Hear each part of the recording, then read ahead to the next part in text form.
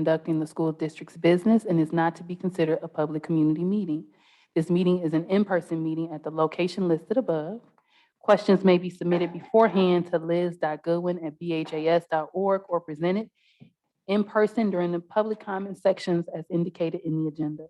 Board members may be contacted through the emails listed below. Requests for special assistance, including persons with disabilities, may be sent to liz.goodwin@bhas.org. I call this meeting to order officially at 5:33 p.m. We will begin with the Pledge of Allegiance.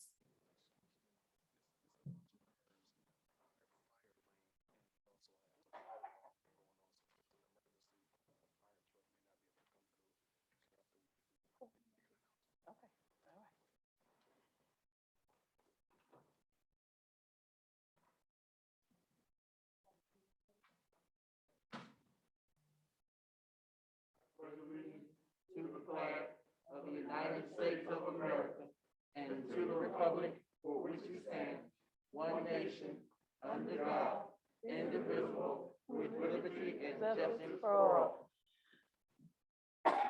All right, next we have roll call. Secretary Triplett. President Robinson, Present. Vice President Bradley, Present. Secretary Triplett, President Treasurer Creighton, Trustee Bowen, Trustee Racket Martin, Trustee Buchanan. We have a quorum. Thank you. A quorum has been established. Next on the agenda is approval of the agenda. However, Dr. Townsend has an announcement that he wanted to make really quickly, so I'll allow you to make that, Dr. Townsend, and then we'll proceed. Very briefly, we have a volleyball game going on in our gymnasium, and that fire lane must be clear. I see two white SUVs parked on the yellow stripe of the fire lane. So if you're driving one of those vehicles, one looks like a Suburban. I can't see the white one behind it. But if you're in that fire lane, you must move. That's a fire hazard. And we can be cited by our fire department and potentially towed. So it's just a fair warning. All right, thank you. Next, we have approval of the agenda. Is there a motion to approve the agenda? Is there a second or support? The motion has been made by Vice President Bradley and supported by Trustee Buchanan. Any questions, comments, or concerns? Hearing none. Secretary Triplett? President Robinson, Yes. Vice President Bradley. Yes. Secretary Triplett, yes. Treasurer Creighton, Trustee Bowen, Trustee Racket Martin. Yes. Trustee Buchanan. Yes. Motion carried. All right, the agenda has passed. Next, we have review of our board norms. I'll give everyone a second to get your norms out.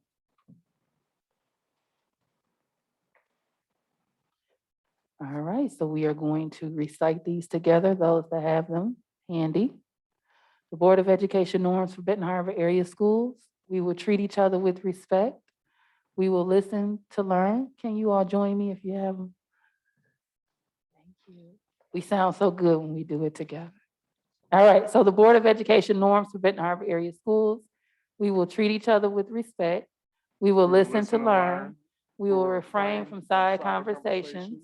We will use our time wisely, starting and ending our meetings on time. We will challenge ideas, not people. We will ask questions when in doubt. There will be no surprises at the board table, and we will practice the 7 norms of collaboration. And those are pausing, paraphrasing, posing questions, putting ideas on the table, providing data, paying attention to self and others, and presuming positive intentions. These are the norms that we utilize when we interact with each other, conducting business, and we also ask that the community utilize them when interacting with you all and interacting with us. All right, next on the agenda, we have public comment on agenda items. The Benton Harbor Area Schools Board of Education recognizes the value of public comment on educational issues and the importance of allowing members of the public to express themselves on district matters. Today, there are 2 areas for comment on the agenda of which you may decide when to speak. Public comment on agenda items and open public comment. We request that each interested participant complete a public participation form using legible writing to ensure that responses are appropriate and properly focused. Per policy 0167.3, which governs board participation at board meetings, we request that you preface your comments with your name, address, and group affiliation when appropriate. Each statement made by a participant shall be limited to a 3-minute duration, and per our bylaws, no participant may speak more than once during this meeting. Participants may remove their mask when addressing the board. Participants shall direct all comments to the board and not to staff or other participants.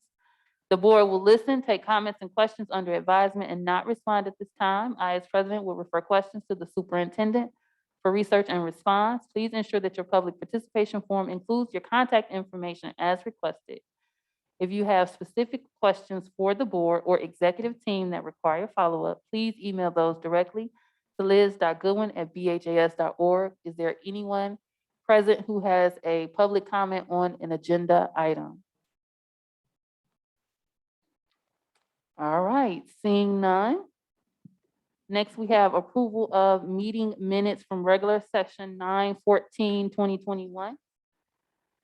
Is there a motion to approve the minutes? Is there a second or support? The motion has been made by trustee Rocket Martin and supported by Vice President Bradley that we approve the minutes from 9/14/2021. Any questions, comments, or concerns? Hearing none, Secretary Triplett? President Robinson, Yes. Vice President Bradley. Yes. Secretary Triplett, yes. Treasurer Creighton. Trustee Bowen. Trustee Rocket Martin. Trustee Buchanan. Motion carries. All right, awesome. Next on the agenda, we have board business. And we are going to pass it over to Dr. Townsell, who is going to introduce our presentation from the VET program. Dr. Townsell? Good evening, everybody. As we all know, in Benton Harbor area schools, our primary focus is literacy. And we look for all supports to support our young people, especially with regards to third grade reading law. We want our young people reading and comprehending at a proficient and highly advanced level.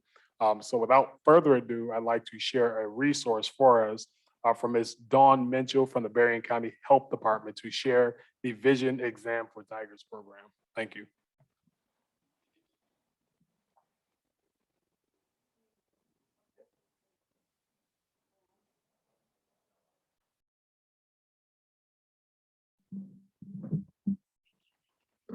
Good evening. I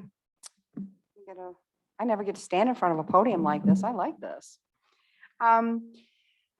First of all, I'm Dawn Mitchell from the Berrien County Health Department. I'm the coordinator for the Hearing and Vision program. I have been a technician for 24 school years. And I am currently getting ready to retire. So I wanted to bring this.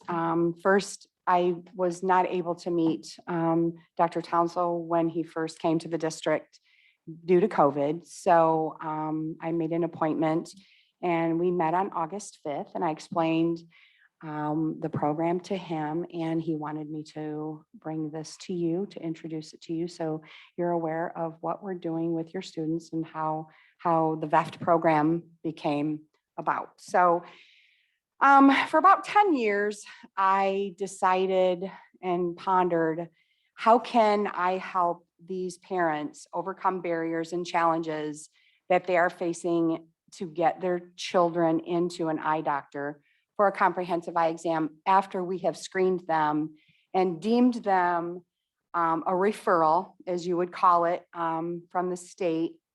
And we have a protocol that we have to follow.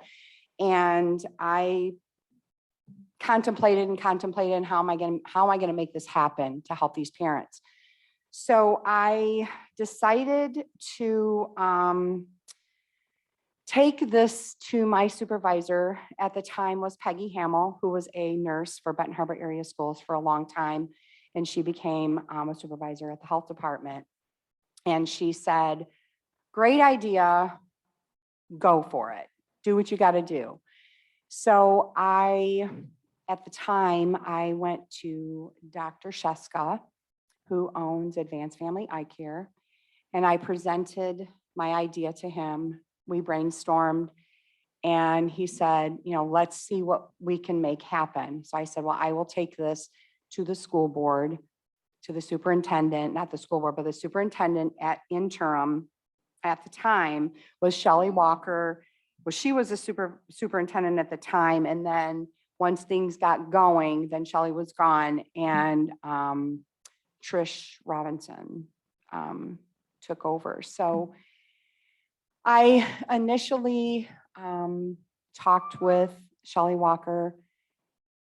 Things were waylaid a little bit due to health department issues and then things with the district. And so I finally got it together, made an appointment to get a meeting with Bonnie Brown, who is the supervisor for the busing for, is it first student?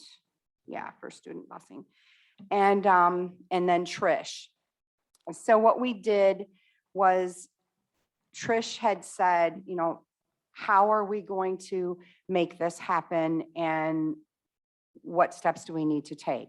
I said, first of all, we need to have transportation for these kids. So what we decided to do is that I would do the screening.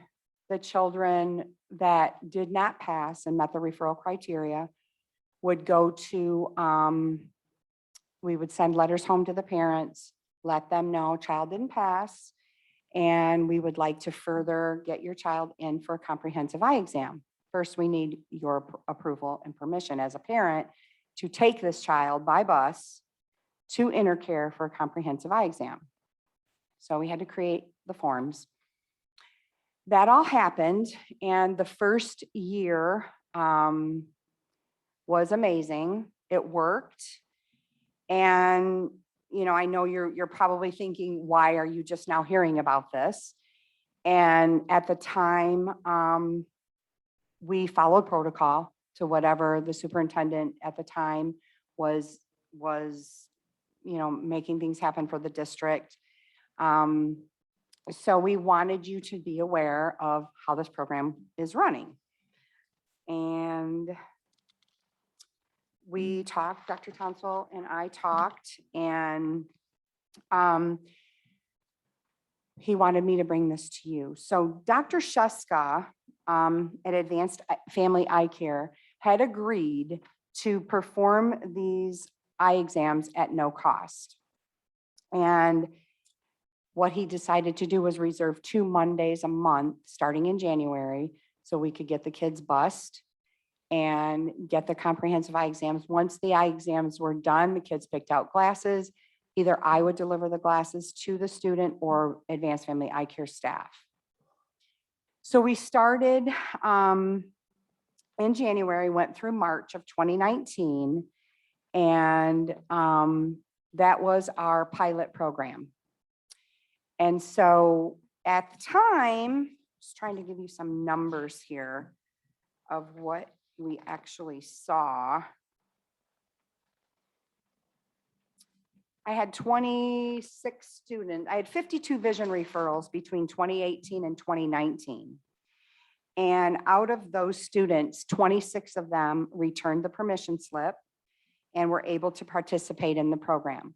Now, mind you, the busing, Bonnie Brown had agreed not to charge the district for these kids to be picked up at school, driven to Intercare. The bus driver would wait until we were finished, pick up the kids and bring them back to school. I always made sure that their lunches were reserved so that when they got back to school, they had lunch. And at the time, we were able to serve 26 students out of the 52, and those kids all received comprehensive eye exam and glasses. In school year 2019-2020, we had 37 students that met the referral criteria. And out of those kids, 22 of them returned the slips, 15 were able to participate, and 7 remained. And that was the same exact week that COVID closed schools. So I had 7 kids left. I was heartbroken. I mean, and it took me until probably July or August of 2020 to get those glasses, the ones that were in the last group, delivered to the kids. And I made personal visits at home, delivered the glasses to these kids. So I wanted you to be aware, we want to continue this program with your approval.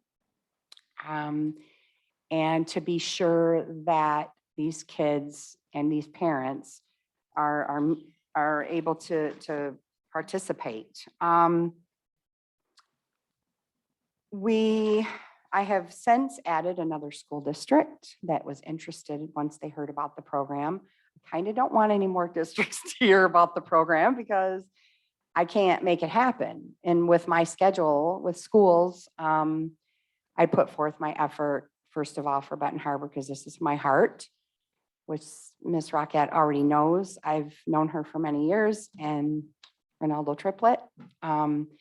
So we want to continue with your approval. And we're hoping that the busing will still remain free of charge to the district and that they won't charge you. Since Intercare, Dr. Shaska has pulled out of Intercare and now has a new office down on Main Street in Benton Harbor. So that's where we will be taking the students starting in January. They will be bused down to Main Street, Benton Harbor. We try to do about 7 to 10 kids at a time. We're going to do morning and afternoon starting this year, and it's going to be on Thursdays instead of Mondays. So myself and a district representative will be the ones who will be with the students. I always go with them, help them pick out their glasses. We let them make a choice. If it's something we feel it's okay, then we let them take those and they'll send them off and we will get them delivered to them at school.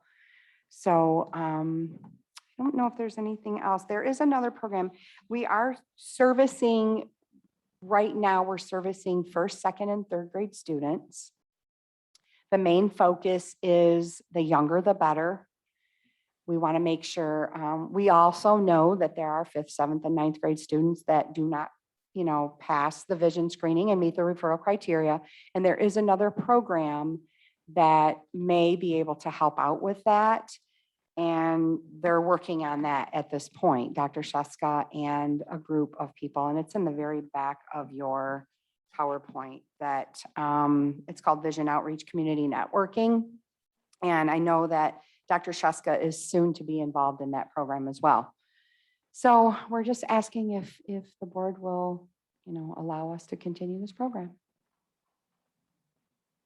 Any questions? Yes. Yes, first of all, I'd like to take this opportunity to thank you for your many years of service and to my fellow board members and what have you. The process is absolutely amazing. She knows Benton Harbor's climate, and so she knows how to go in there and get the job done. I do have a question though.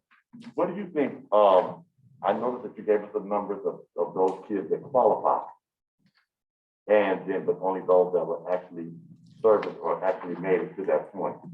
What do you think some of the barriers that stop the other ones who qualify from getting there? And is there anything that we can do to help assist so that everybody that's identified actually get to where they need to go? That's a good question because, I would say to myself, I'm giving you every tool you need to make this happen for your child. You know what I mean? And my question was always just sign the paper. It's almost like, when you got a field trip, you can't get that one parent to sign so the kid can't go on the field trip. And my hands are tied. I even went to homes and took the paper. If you can't get to the school, I've mailed it to you. I can't tell you how many times. I even went to the house and said, please just put your name right here, sign it. Does your child have any allergies? I included the permission slip in the PowerPoint so you guys know the kind of questions I'm asking. And I don't know, like I said, all of the kids from last school year, but there were very few that I could not get that permission slip for. You know, I even had a little quarter slip that I would send the permission slip in to the parent, resend it. Of course, you know, we get some of them back because they have address changes, try to mail them again. And I would say, if you take your child to school, go into the office. The secretary has it, Miss Bell, took care of a lot of it for me too. She would call me and say, Dawn, I got a form. I want to share, Secretary Triplett. We have an Office of Student Support Services, so we're going to be working directly with the team. program to make sure we get those permission slips. So that's going to fall right under Mr. Miller. That's great. That's what I was saying. Yeah. I wanted to know if there was anything that the district could do, you know, with the principals and what have you. I know that you come into the buildings and different things like that, but I don't like to start saying, hey, Ms. Raquel, who is the principal over there, I have reached out to these parents. I need these parents to get. And I appreciate the backup, you know, as well, because I've done, you know, I've gotten to this point and it's like, I've done everything I can, but to sign this form for you, please sign this form and send it back so your child can go. I mean, there's always somebody that's reluctant, you know, and I get it, but if you knew me personally, like you do and like you do, and knew that where my passion was, not only for this program, but for this district. I mean, Stern Brunson was one of my favorite schools. Calvin Britton was one of my favorite schools. And so, you know, and that was back in the day, you know, when Mr. Bledsoe was just, you know, and well, I don't even know what he did at that point at Calvin Britton, but when Mr. Gavin was a principal and you were a principal at Stern. And so this has always been my heart. I didn't graduate from here. I wanted to graduate from here. Parents moved me to Waterville Elite. And so I kept in touch with all my Benton Harbor friends and my heart was still here, so. I was just going to say, I did look over the presentation and I love the program. I'm glad that we're, you know, getting into the schools to address problems that hinder learning. So thank you so much for the program. And Yeah. I definitely will support it. Thank you.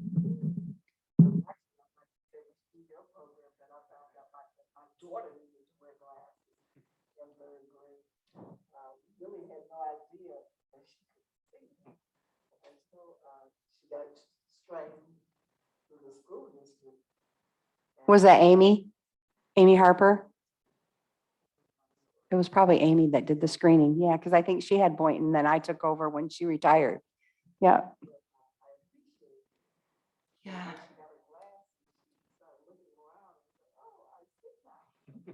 We hear that from a lot of parents once they don't, because kids don't know. These kids don't know what they're not seeing. Yeah. They say, well, I can see just fine. Okay. Yep. All right. I mean, that's what with the freshmen say. You know, we come here and we come in the library and they're like, I'm fine. I'm fine. Oh, fine. Go back to class. I mean, if you know, we're not going to make you do this, I but believe it. don't spread the word, but we're not going to make you do it. If you don't want to do it, we're just here to help. We're not here to hinder. So I some of believe them, you. I needed glasses my whole life and I didn't start wearing them until I became a working adult and I cannot legally drive without my glasses. So this program yeah, found it I for me when I understand. was a freshman in high school. So you're one of them? You're one of them?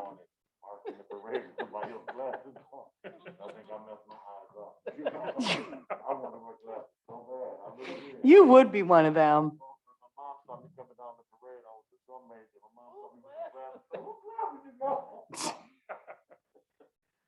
This is an amazing program, colleagues.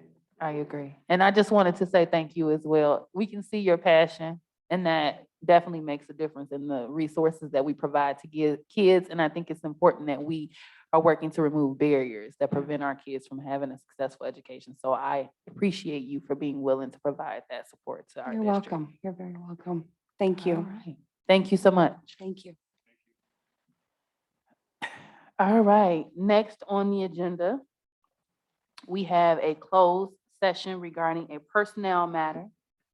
You guys take a look in your agenda. there is a resolution that we'll be reviewing after the closed session. It's directly after your presentation. And so this is pursuant to Section 88 of the Opens Meetings Act, and as the request of the individual noted, is there and I actually need a motion for us to enter a closed session. So is there a motion for us to enter closed session? All right, the motion has been made by Trustee Bowens and supported by Vice President Bradley. Any questions, comments, or concerns? Hearing none, Secretary Triplett, can you please call the vote? President Robinson, Yes. Vice President Bradley. Secretary Triplett, yes. Trustee Treasurer Creighton. Trustee Bowen. Trustee Racket Martin. Trustee Buchanan. Motion carries. All right, so we are going to be entering a closed session, which we expect to be brief. We will be returning shortly, so you all are invited to stay here and wait for our return. We are officially entering closed session at 5:54 p.m.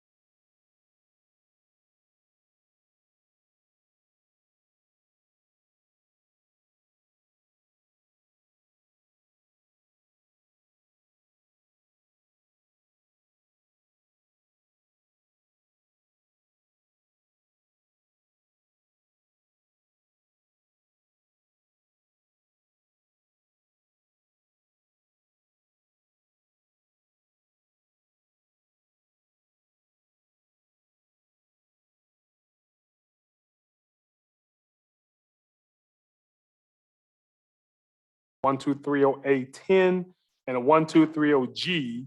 And after careful review, the board does or does not approve the employment or work assignment with the district of the individual through EduStaff, MCL 380.12309, MCL 380.1230810, and MCL 380.12330G. All resolutions and part of the resolution that conflict with the provision of this resolution are rescinded. All right, so just to provide clarification, we don't have the members just yet because I have not yet called for approval of the resolution. I believe the people that you identified were those that voted to come out of the closed session. So is there a motion to approve the resolution? I put a motion on the floor to approve the resolution. Is there a second or support? All right, so just to clarify, the following preamble and resolution were offered by member trustee Bowens and supported by member treasurer Creighton. Any questions, comments, or concerns? Secretary Triplett? President Robinson, Yes. Vice President Bradley, Yes. Secretary Triplett, yes. Treasurer Creighton, Yes. Trustee Bowen, Yes. Trustee Racket Martin. Yes. Trustee Buchanan. Motion carries. All right, awesome. Next, we have our committee report. We are going to begin with Finance and Human Resources. Both of those are Treasurer Creighton. You have the floor. All right, no worries. We can move on to Secretary Triplett, are you ready while she opens? I don't have a report, you will, Brief? yeah. Okay. Mm-mm. You ready? Yes. All right, go ahead. You have the floor. Okay, we had our finance committee meeting on September 29th. We had a really productive meeting. We talked about the purchase of a maintenance truck, and our monthly reports.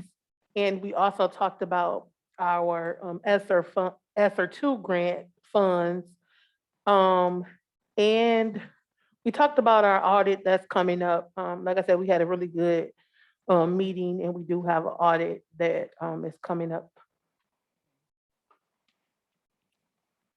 All right, any questions, comments, or concerns for Treasurer Creighton regarding her Finance Committee report? Hearing none, you can proceed with HR. And I think our CFO, Scott Johnson, will probably give some more information about that grant and some of our potential uses later on when he does his report. As far as HR,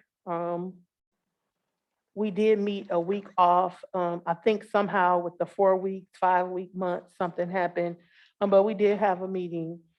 And we talked about the criminal convictions and just kind of like what the board's role is when we have interested candidates applying for jobs and our process and what we need to do. And that we are granting those second chances to individuals that has non-child related felonies and misdemeanors. We talked about a lot of the vacancies that we have open in our district right now. So if you are listening, we do have openings. Please look at our website under employment for employment opportunities and vacancies. We also talked about some of our resignations and separations from our district. And that was pretty much our meeting. We talked about recruitment and retention. We are recruiting, like I said, for several positions, but that was pretty much just of our meeting. Awesome, thank you. Any questions or comments or concerns for Treasurer Creighton regarding the HR committee report? Can I add a comment? You may. I want to add that we also utilized Facebook recently to promote jobs. And I remember we shared that we had a shortage of custodial workers, for example, at the high school evening shift. And we are fully staffed now at the high school with our evening shift custodians. And I spoke with both of the workers, or one specifically, and said, "Hey, how'd you find out about this job?" He said it popped up on his timeline. So our social media access has been working. And a lot of our jobs that we have vacant in the district, we also utilize our Facebook platform to promote as well. So that's just a additional information since our HR committee meeting. Thank you.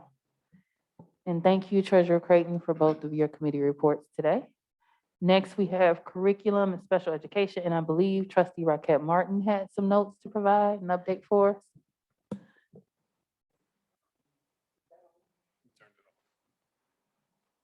Testing. Yeah, that's it. Yeah. We talked about the grant goals for the literacy grant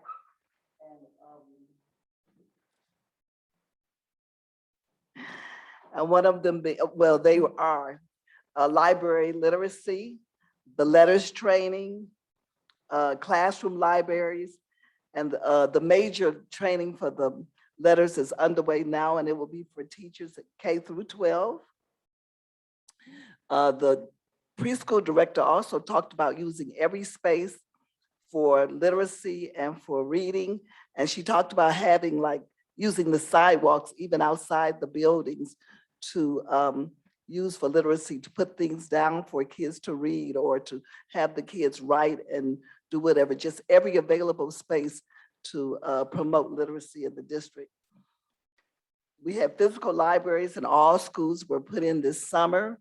So every school has a library. We're working on the digital libraries. The high school is functional.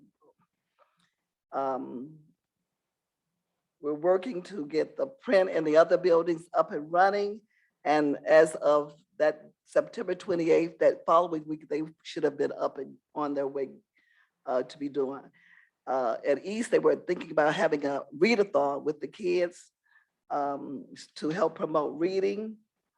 And we're helping teachers to access libraries where they can access books for their kids. So the literacy grant is up and going. For special ed, we were working on the compliance things. Well, but I'm part of that committee. So we are working on the things for compliances to make sure that everything in the special education department is on point. And I believe that was it. All right, thank you. Any questions, comments, or concerns for trustee Rocket Martin? Madam President, You have the floor, Secretary Triplett. yes, as the chairman of the curriculum committee, I will be meeting with you and speaking with you. As you see right here, I have an email that says that you're going to cancel. Okay, so I was not in that meeting. So I did not know. Yes, and this is something that we talked about in our meeting. That we talked about as it relates to how are we going to structure these committee meetings? Because first of all, these are committee meetings of the Board of Education, not the committee meeting of Central Administration. These are our meetings. And so as the chairman, I will be speaking with you in the very near future. And I hope that all other chairmen will step up and take the lead in their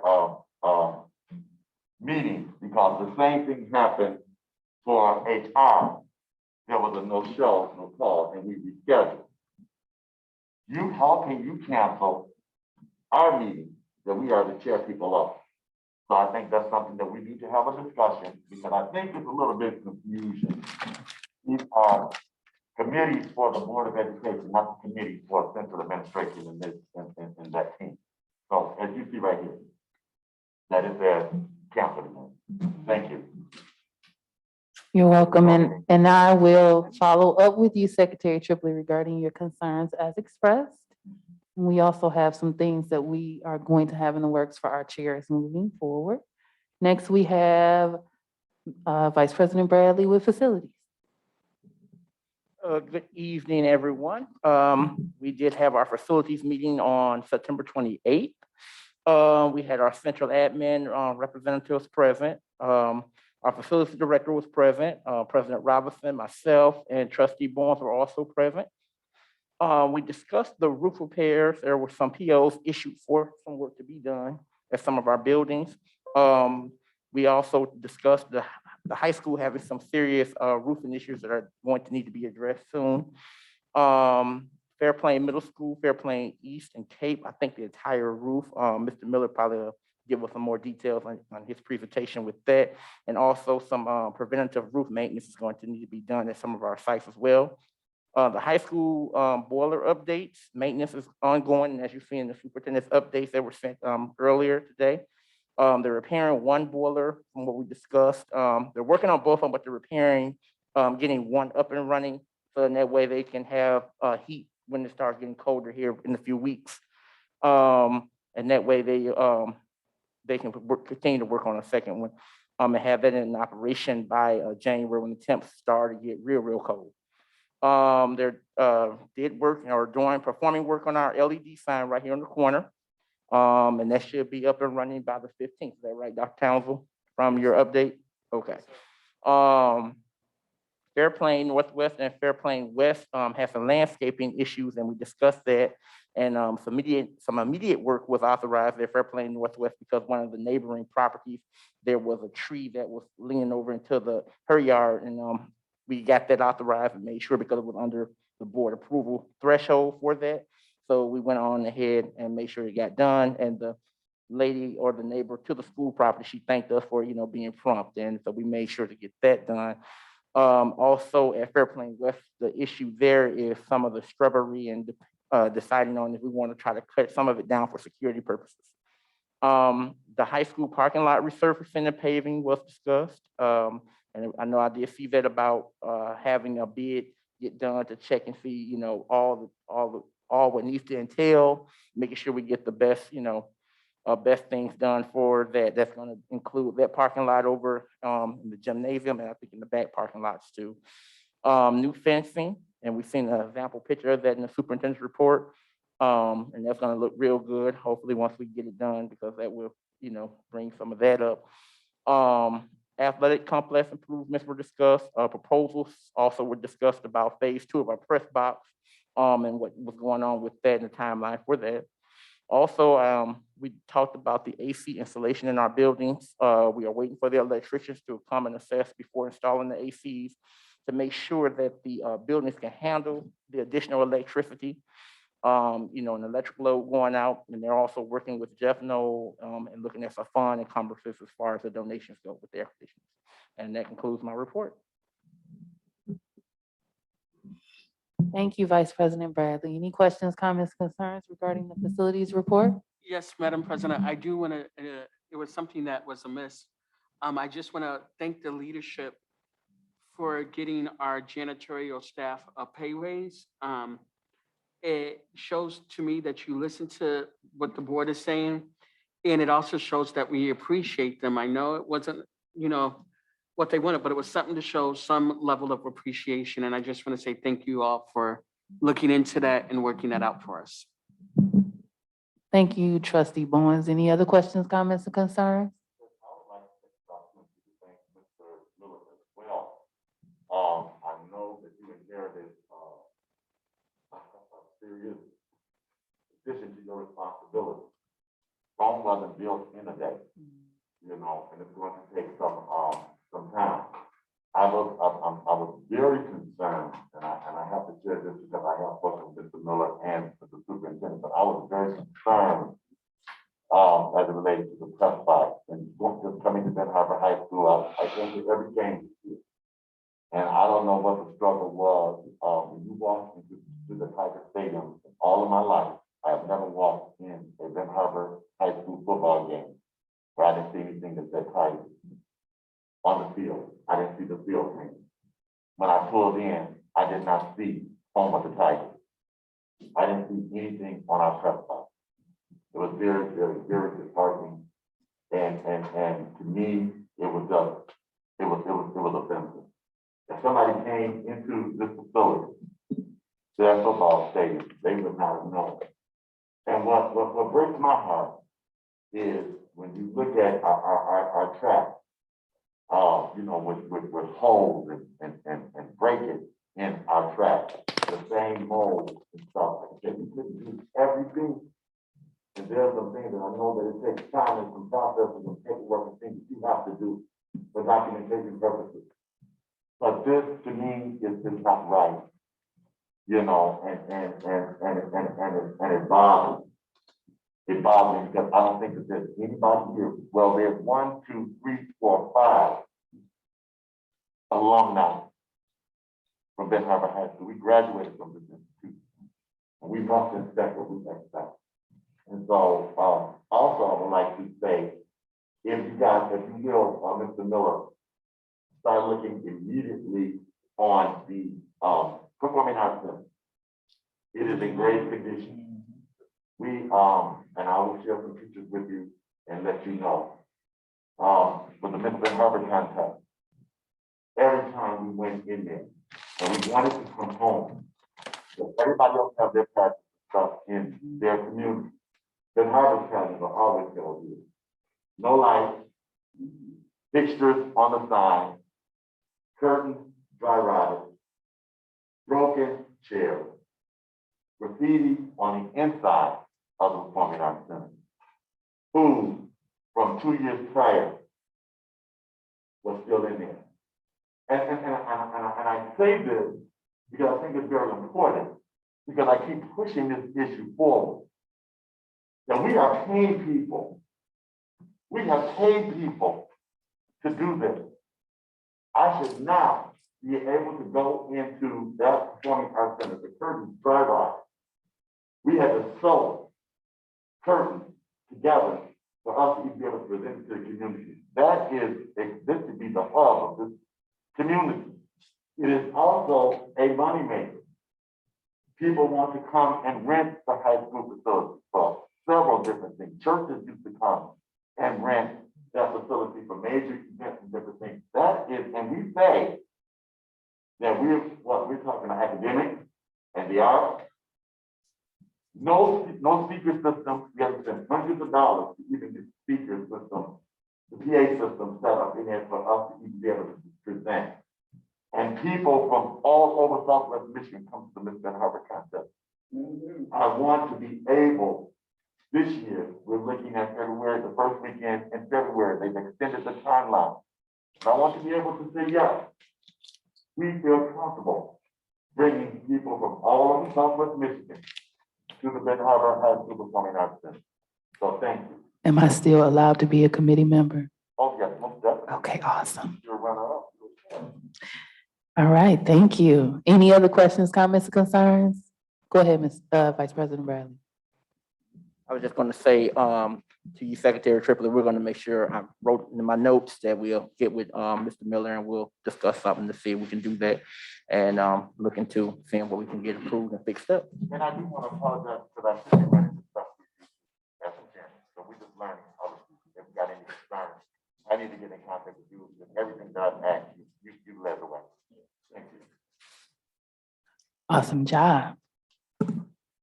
All right, next we have Dr. Townsend is continuing with his updates for us, and he's going to begin with the strategic plan update. Dr. Townsend? Thank you, President Robinson. I'll give this brief update to the board just to let you know where we are. Last update on our survey total, we had 392 participants. Grand total of participants between in-person, virtual, and survey was 553 members that gave input, which is good. So we should feel that's, a third of our student body. Alumni input sessions we held on 10/1, and all surveys closed on October 4th. And data is currently being sorted out right now by MASB. They own that data. And just a small reminder, we do still need everyone to submit all of their names for the community meeting that we'll be having on December the 4th. So just an FYI. And just to add to that, I have mentioned that in one-on-ones. I've emailed it. I don't think I've texted reminders to add your people. So it's important, and it's not necessarily our people, but individuals that you believe are important to have at this community meeting so that their input can be shared. So if you have yet to go to the Excel spreadsheet to add your individuals, please do so. And I'll try to remember to re-forward that link to the board so that you can add individuals. And so I think it's about 5 people apiece. If we each give about 5 or so names, we'll have a good enough list for them to go through and sort. We're going to give them the starting place. And then, as she indicated in our last meeting with her, they go through and ensure that we don't have 15 pastors and 10 teachers and things like that. So they're just creating a well-rounded group of individuals. President Robinson, can I add, I Yes. recommend everyone to give more than 5 because it's only going to be 40 allowed to come.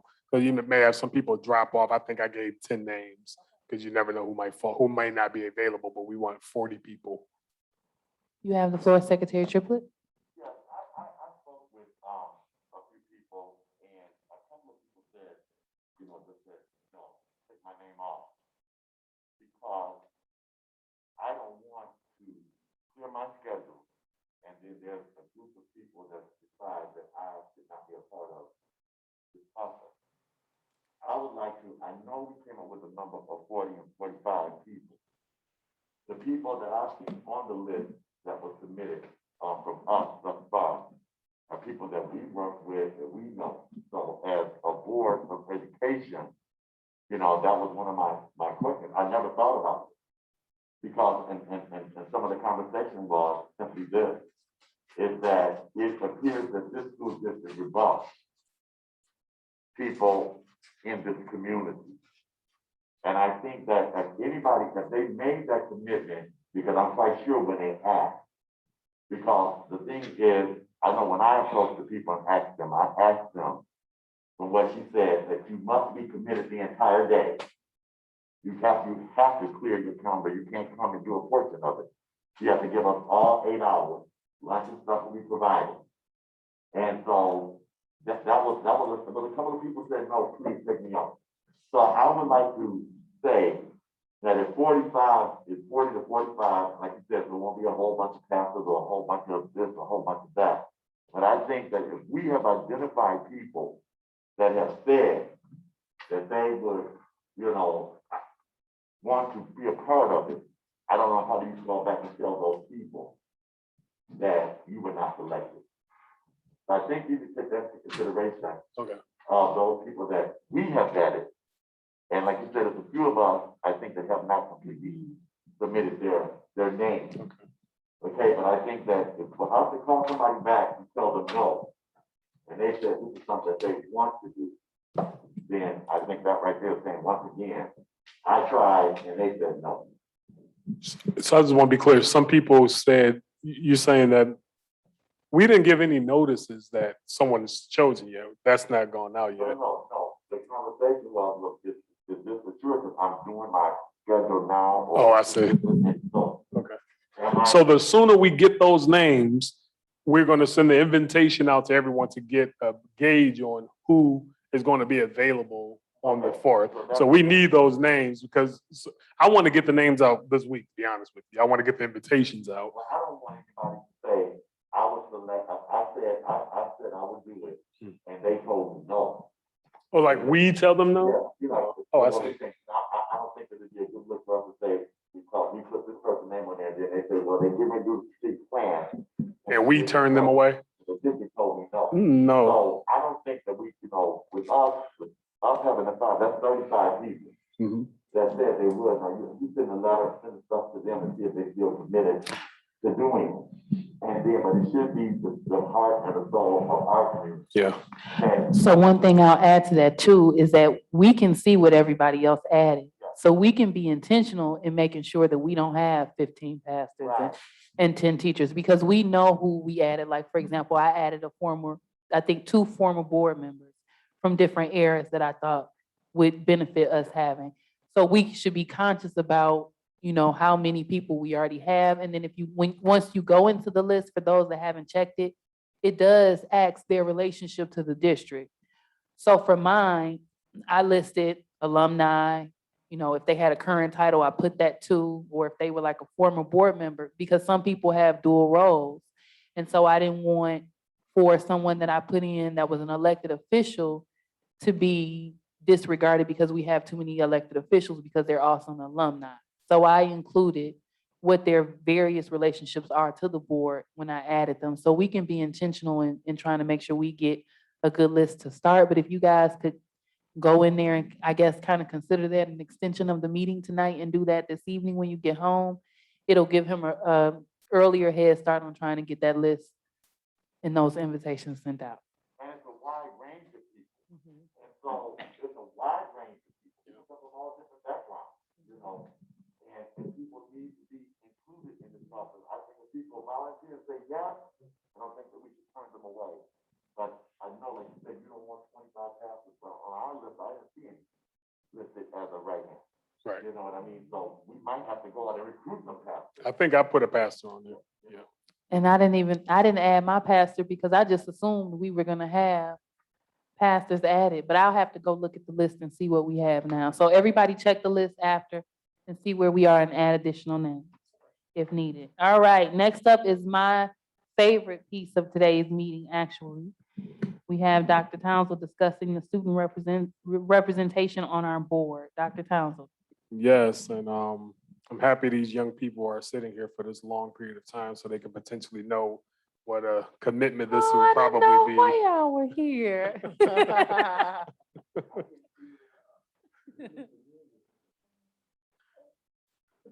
Okay, you have the floor, Dr. Townsend. Okay, so this is our policy that we have, policy code 141.1. We adopted this policy most recently. It was updated June 13, 2017.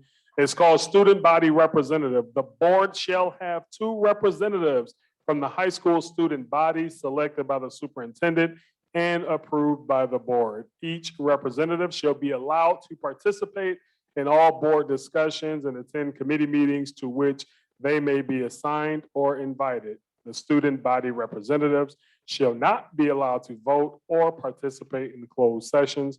I want to share, I reached out to the high school administration and had them forward me, some young people that will represent Benton Harbor area schools.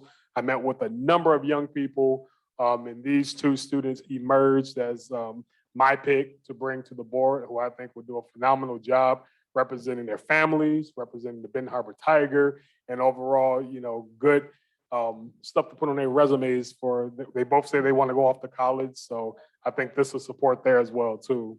So I will read the resolution or the staff report. We'll go from there.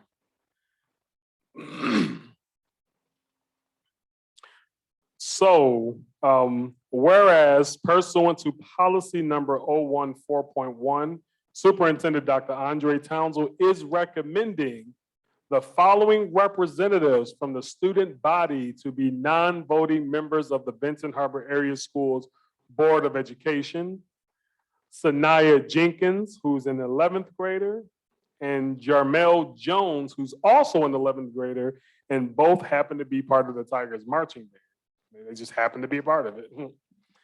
Now therefore be it resolved that the Benton Harbor Education approve the aforementioned students in accordance with policy number 0141.1.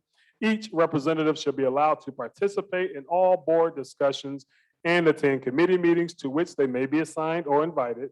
The student body representative shall not be allowed to vote or participate in closed session. All resolutions and parts of the resolution that conflict with the provision of the resolution are rescinded. Thank you, President Robinson. All right, is there a motion to approve the resolution for student representation of the Benton Harbor Area Schools Board of Education? The motion has been made by Secretary Triplett and supported by Vice President Bradley, and I am pretty sure that we have questions, comments, and concerns. So who would like to go first? Vice President Bradley. And I know Trenton probably gonna want to go after me. This is how I actually got my start in doing the school board stuff. I was a student representative, appointed under Superintendent Paula Dunning. At that time, didn't know what I was getting into. I was in marching band. I was trying to get involved in everything. So I was in Key Club, student government, you name it. I was part of something in marching band. So you all stay encouraged. And if our meetings go too long, y'all just be like, hey, y'all know we got homework. So, but you all are a valuable part. Make sure you listen to the student body, not just here at the high school, but every level. And just, say, okay, well, we can take this back to school board, because at that time, a big issue when I was in school was we had uniforms. And so the board wanted to know, oh, well, how do y'all feel about uniforms? And so welcome and enjoy. All right, thank you. Any others? Trustee Bowens?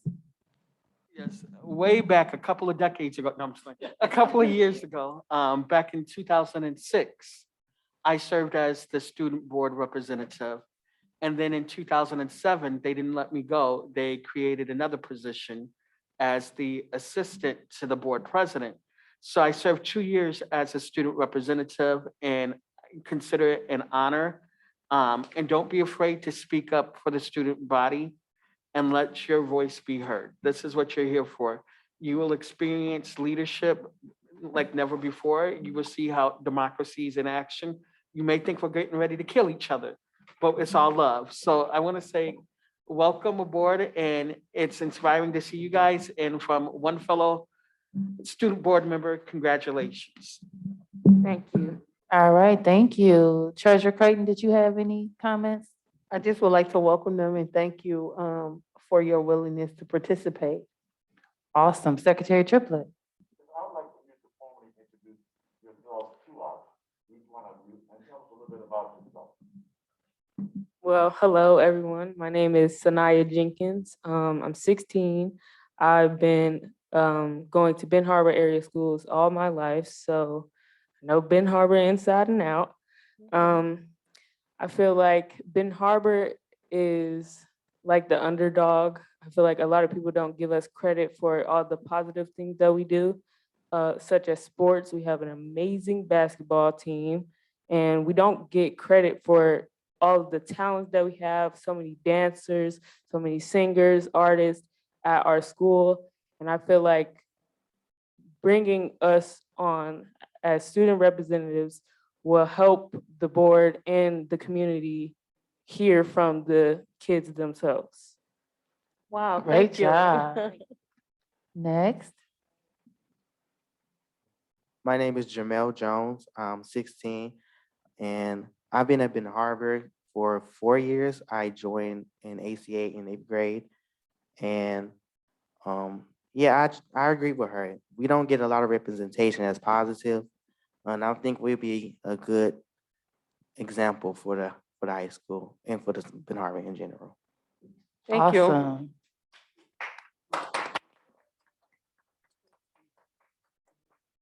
All right, trustee Rocket Martin.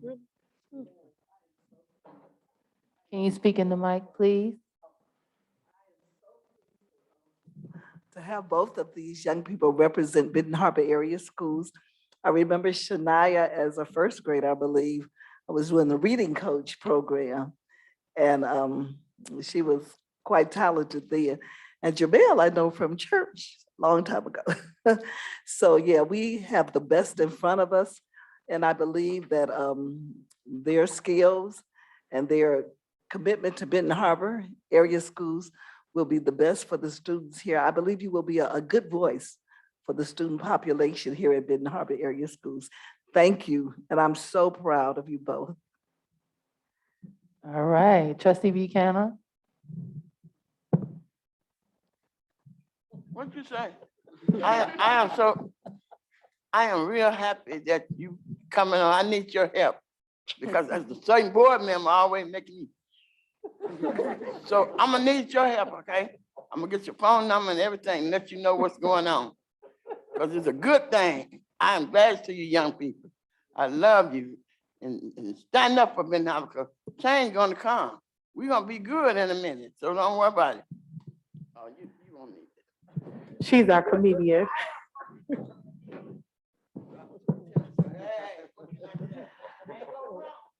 So I would like to add that I am extremely proud of you all for stepping up and applying for this position.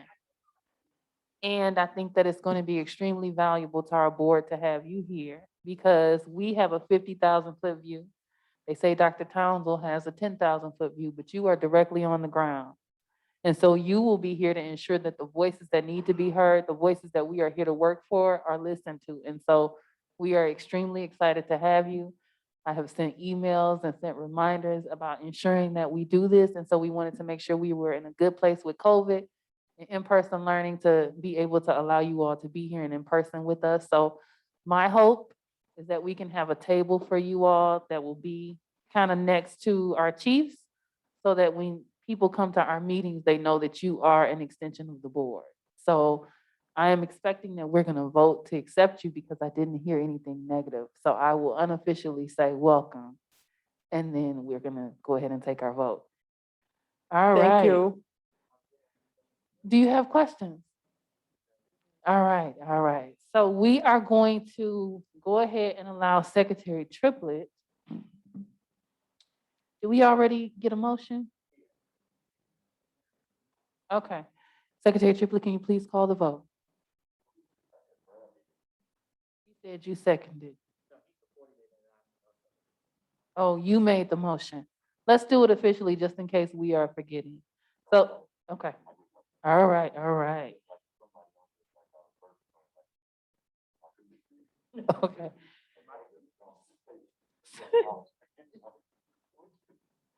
Can you please call the roll? President Robinson, Yes. Vice President Bradley, Yes. Secretary Triplett, yes. Treasurer Creighton, Yes. Trustee Bowen, Yes.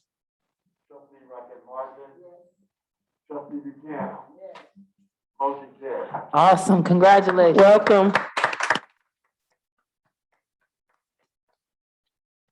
So we will be connecting with you all. Dr. Townsville's office will connect with you as it relates to invitations to committee meetings and board meetings and ensuring we know your availability so that we can ensure that you are actively engaged in this board work.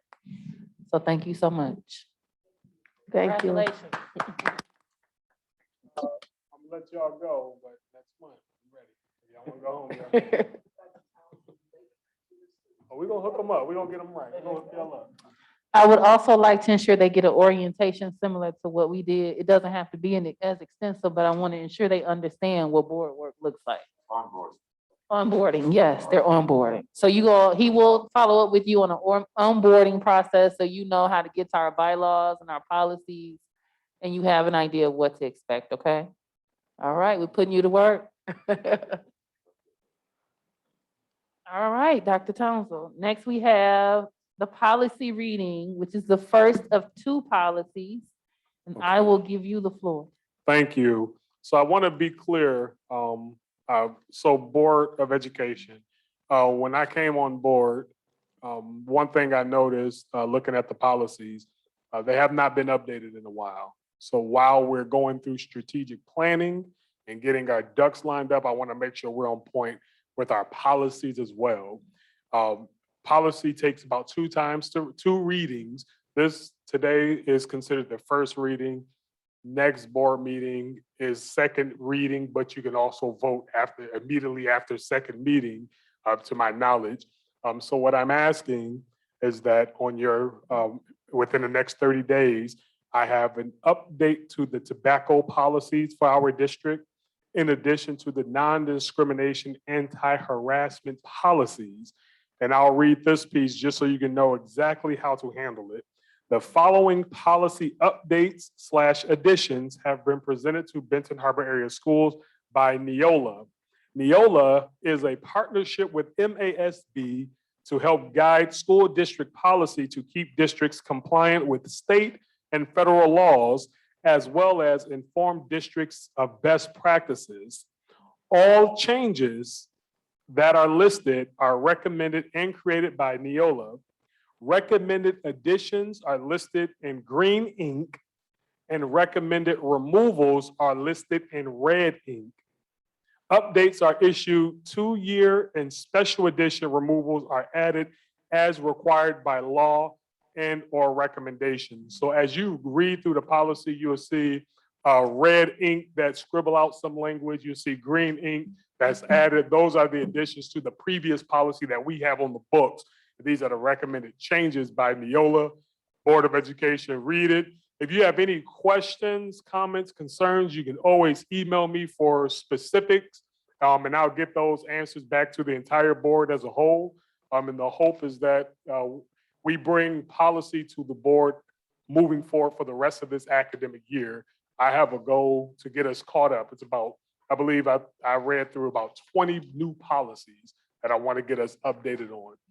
But a part of that is bringing it to the board so we could all read through it together, know what the new law is or the new language is that's proposed by Neola, and we get it voted on and put on our books, and we're good to go. Yes, ma'am. Thank you, President Robinson. All right, and so what you guys will notice is that the next set of documents after the student representative board resolution are those policies. You all want to take a quick peek through your agenda because this is technically the first reading. We want to ensure that we're legitimately kind of looking through. We have the policy update, special lease for tobacco free. There's the use of tobacco policy.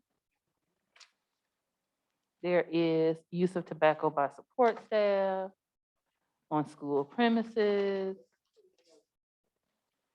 This is specifically tobacco. This is tobacco. And then there's a set of non-discrimination and anti-harassment policy updates. So there's the overview on that. And then policy 1422, non-discrimination and equal employment opportunities.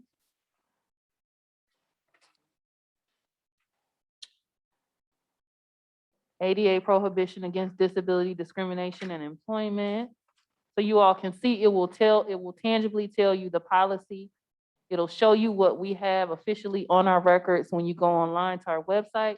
And then it has the updates that it's suggesting. So what we need to ensure that we're doing is reading through this. If you have any questions or concerns with the changes that are being recommended by Neola, you want to send those to Dr. Townsend, because Neola is our policy provider, but we approve the policy.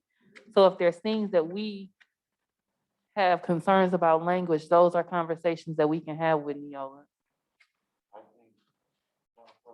Yes, sir. I think that it's very, very important, when we're doing our reading, is to make sure that we pay close attention to those that are marked red as well. Now, they go through and do the necessary alignment. As the superintendent said, many laws have changed, the things that, and there are things within our policy that might be positions that no longer exist in our policy or things like that. So it is critical. It's not something I think it's an ethical responsibility of this Board of Education, not to come here halfway peruse through it and then just accept what people say. Because once we accept these as our policy, we are held to it, like our discussion, about when we talk about how we do specific things. And so if we want to make some adjustments, this is the time to make those necessary adjustments or recommendations. Because this is our board. And many of us, like I said, this right here is a board that is going to have a majority of the board members that are going to be a part of this board for 4 years. And then we have 3 board members that they have 2 years on here, so we can do what we can look at this real seriously and to make sure that we're all right. All right. Go ahead, Vice President Bradley. And I was just going to add, this is just, everyone on the board, this is just the nuanced part of, politics is that policy reading. And I wanted to add on to you, Soil Secretary Triplett, that we make sure we read everything. Neola tries its best, and all the other third-party law providers try to make sure that they are catering to a lot of the districts. I do remember taking a law class with Brad Bernaskic back right before the pandemic. And we did have a lot of discussions about how you can, tailor make the laws to your schools. And sometimes you have to go back in there because it's already pre-written, but sometimes you have to go back in and add some language that may cater to your district. So let's just make sure we do our due diligence. All right. And so for further clarification, we have the tobacco policies, policy 1615, 3215, 4215, 5512, 7434. Then our non-discrimination and anti-harassment policies are policy 1422, 1623, 1662, 2260.01, 2260, 3122, 3123, 3362, 4122, 4123, 4362, 5517. This is the first reading. We'll be doing a second reading, so make sure you guys take the additional time, make notes if you have questions, comments, concerns, so that when we go through and do the second reading, we can get more extensive feedback from individuals on if there are suggestions.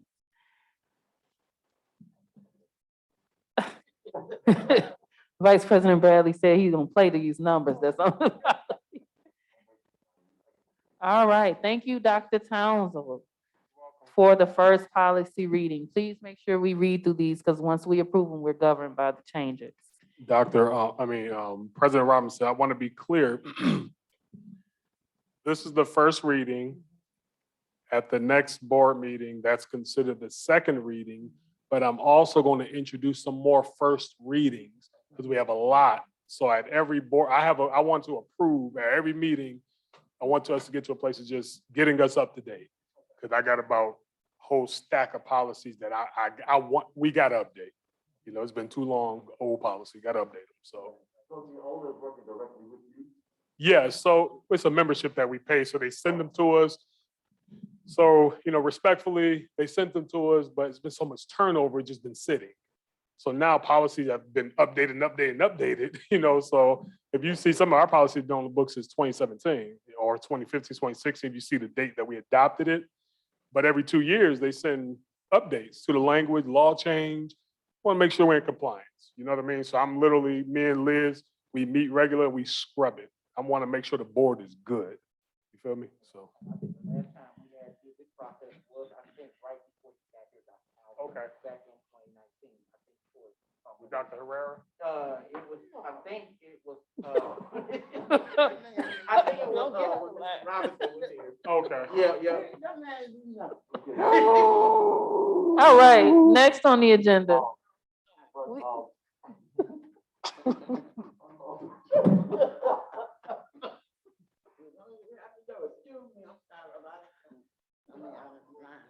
This call is being recorded for quality and training purposes.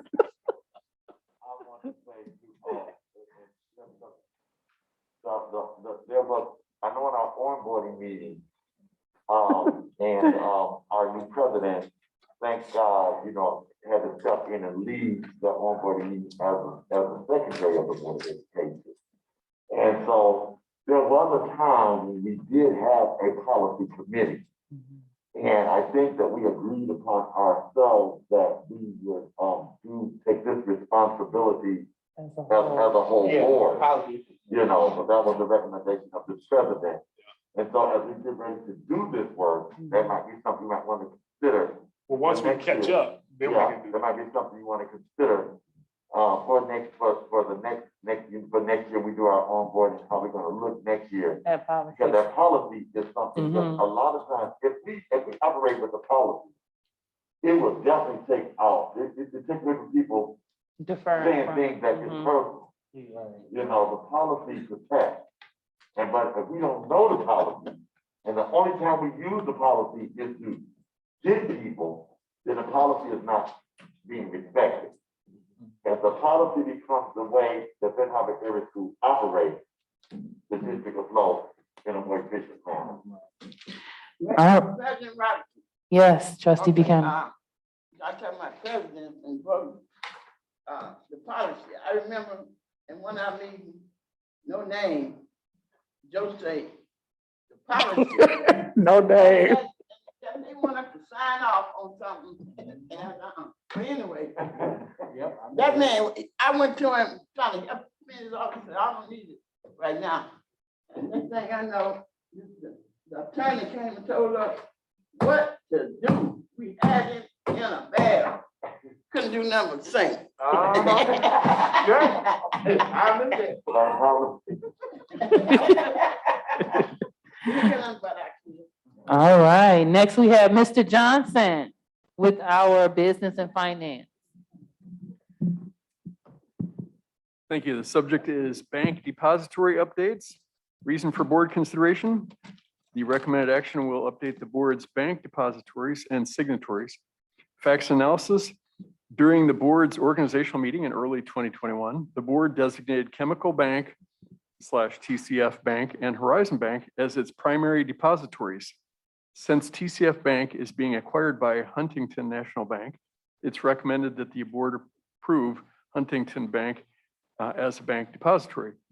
In addition, it's recommended that the board approve Honor Credit Union as an additional depository so the district can expand its current small pool of financial institutions to invest in certificates of deposit and or to deposit idle funds. Adding Honor Credit Union can also help increase depository insurance on the district's idle funds.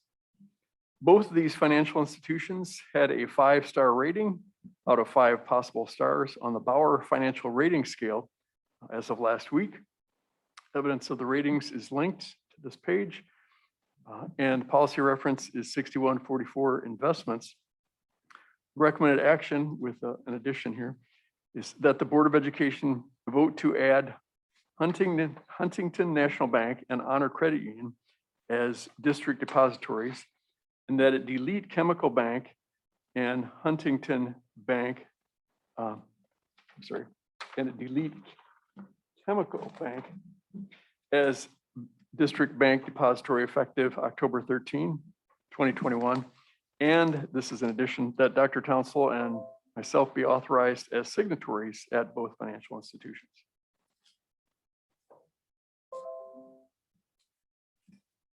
Is there a motion to approve staff report F1?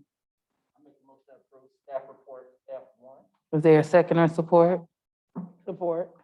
Motion has been made by Vice President Bradley and supported by Treasurer Creighton. Questions, comments, or concerns? I don't think that we can, accept this with the. It says that it's the new chemical bank and Huntington Bank. So we probably need to do something because we're deleting chemical bank, am I not correct? Yeah, Which was acquired by Huntington, right? yeah. So are we going to delete chemical and Huntington? Or No, should that I'm say sorry and about- add? It should instead say delete Chemical Bank and TCF Bank, because Chemical Bank and TCF Bank no longer exist, as I understand it. Okay, so we This need week. to make sure before we accept this resolution that we have the necessary correction. But we can't accept that as written.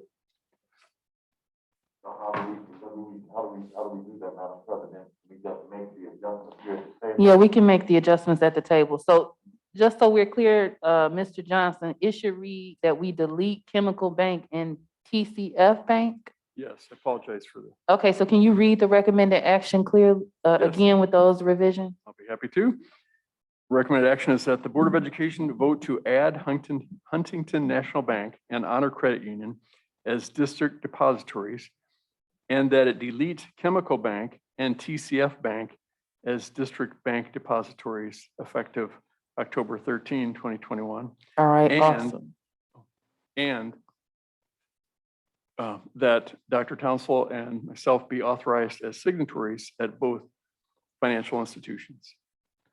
Okay, so is there a motion to approve the revised resolution with the adjustments made to the recommended action as read by Mr. Johnson and for staff report F1?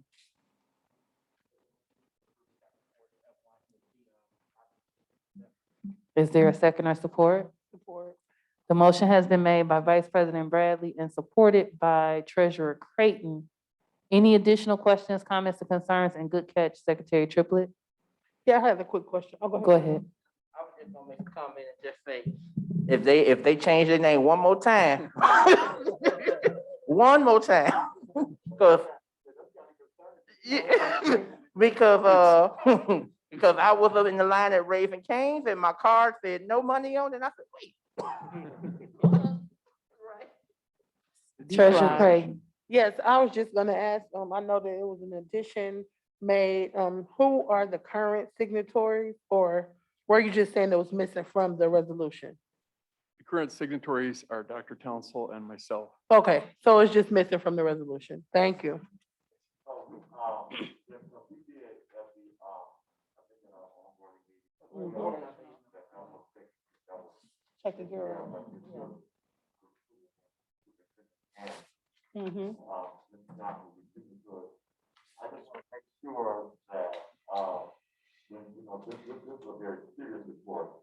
And when we come in, that we make sure that this is adjusted and sent so that it will be in the record, however, that needs to be documented. That with the necessary corrections, we need to see that has taken place. And this is what we actually voted. Yeah, it's in there right now. Okay. It's updated right now.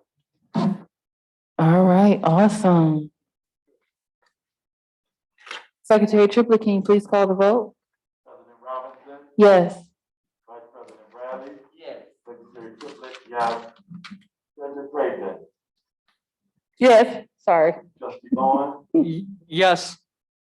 Trustee Rocket Martin. Yes. Trustee Buchanan. Yes. Motion carries. Awesome. Next, we have the maintenance pickup truck purchase. Mr. Johnson. Thank you. Reason for board consideration, one of the district's maintenance trucks needs replacing. Facts analysis, the facilities department has a 1997 24-year-old Ford pickup truck that's ready for replacement. The proposed replacement vehicle is a four-wheel drive pickup. It will include a snowplow. This purchase is proposed through the state of Michigan's My Deal Cooperative Purchasing Program. This purchase was discussed in the September 29 Finance Committee meeting. Since then, the My Deal dealer reports that the 2022 pickups have become available to order, and the price sheet included on the agenda tonight, linked to the agenda, reflects the new model year and updated My Deal pricing. Policy reference is 6320 purchasing. Recommended action is that the Board of Education approve the purchase of a 2022 Chevrolet 2500 Silverado pickup truck with snowplow from Berger Chevrolet, Grand Rapids, Michigan for $41,257 through the state of Michigan's My Deal Cooperative Purchasing Program. Is there a motion to approve staff report F2?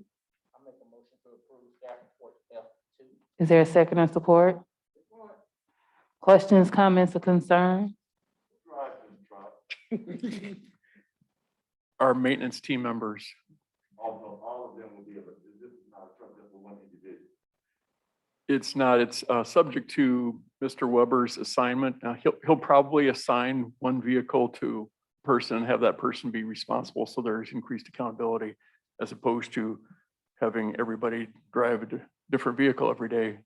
Okay, so the truck that you, prior to reading this, what are we doing with that?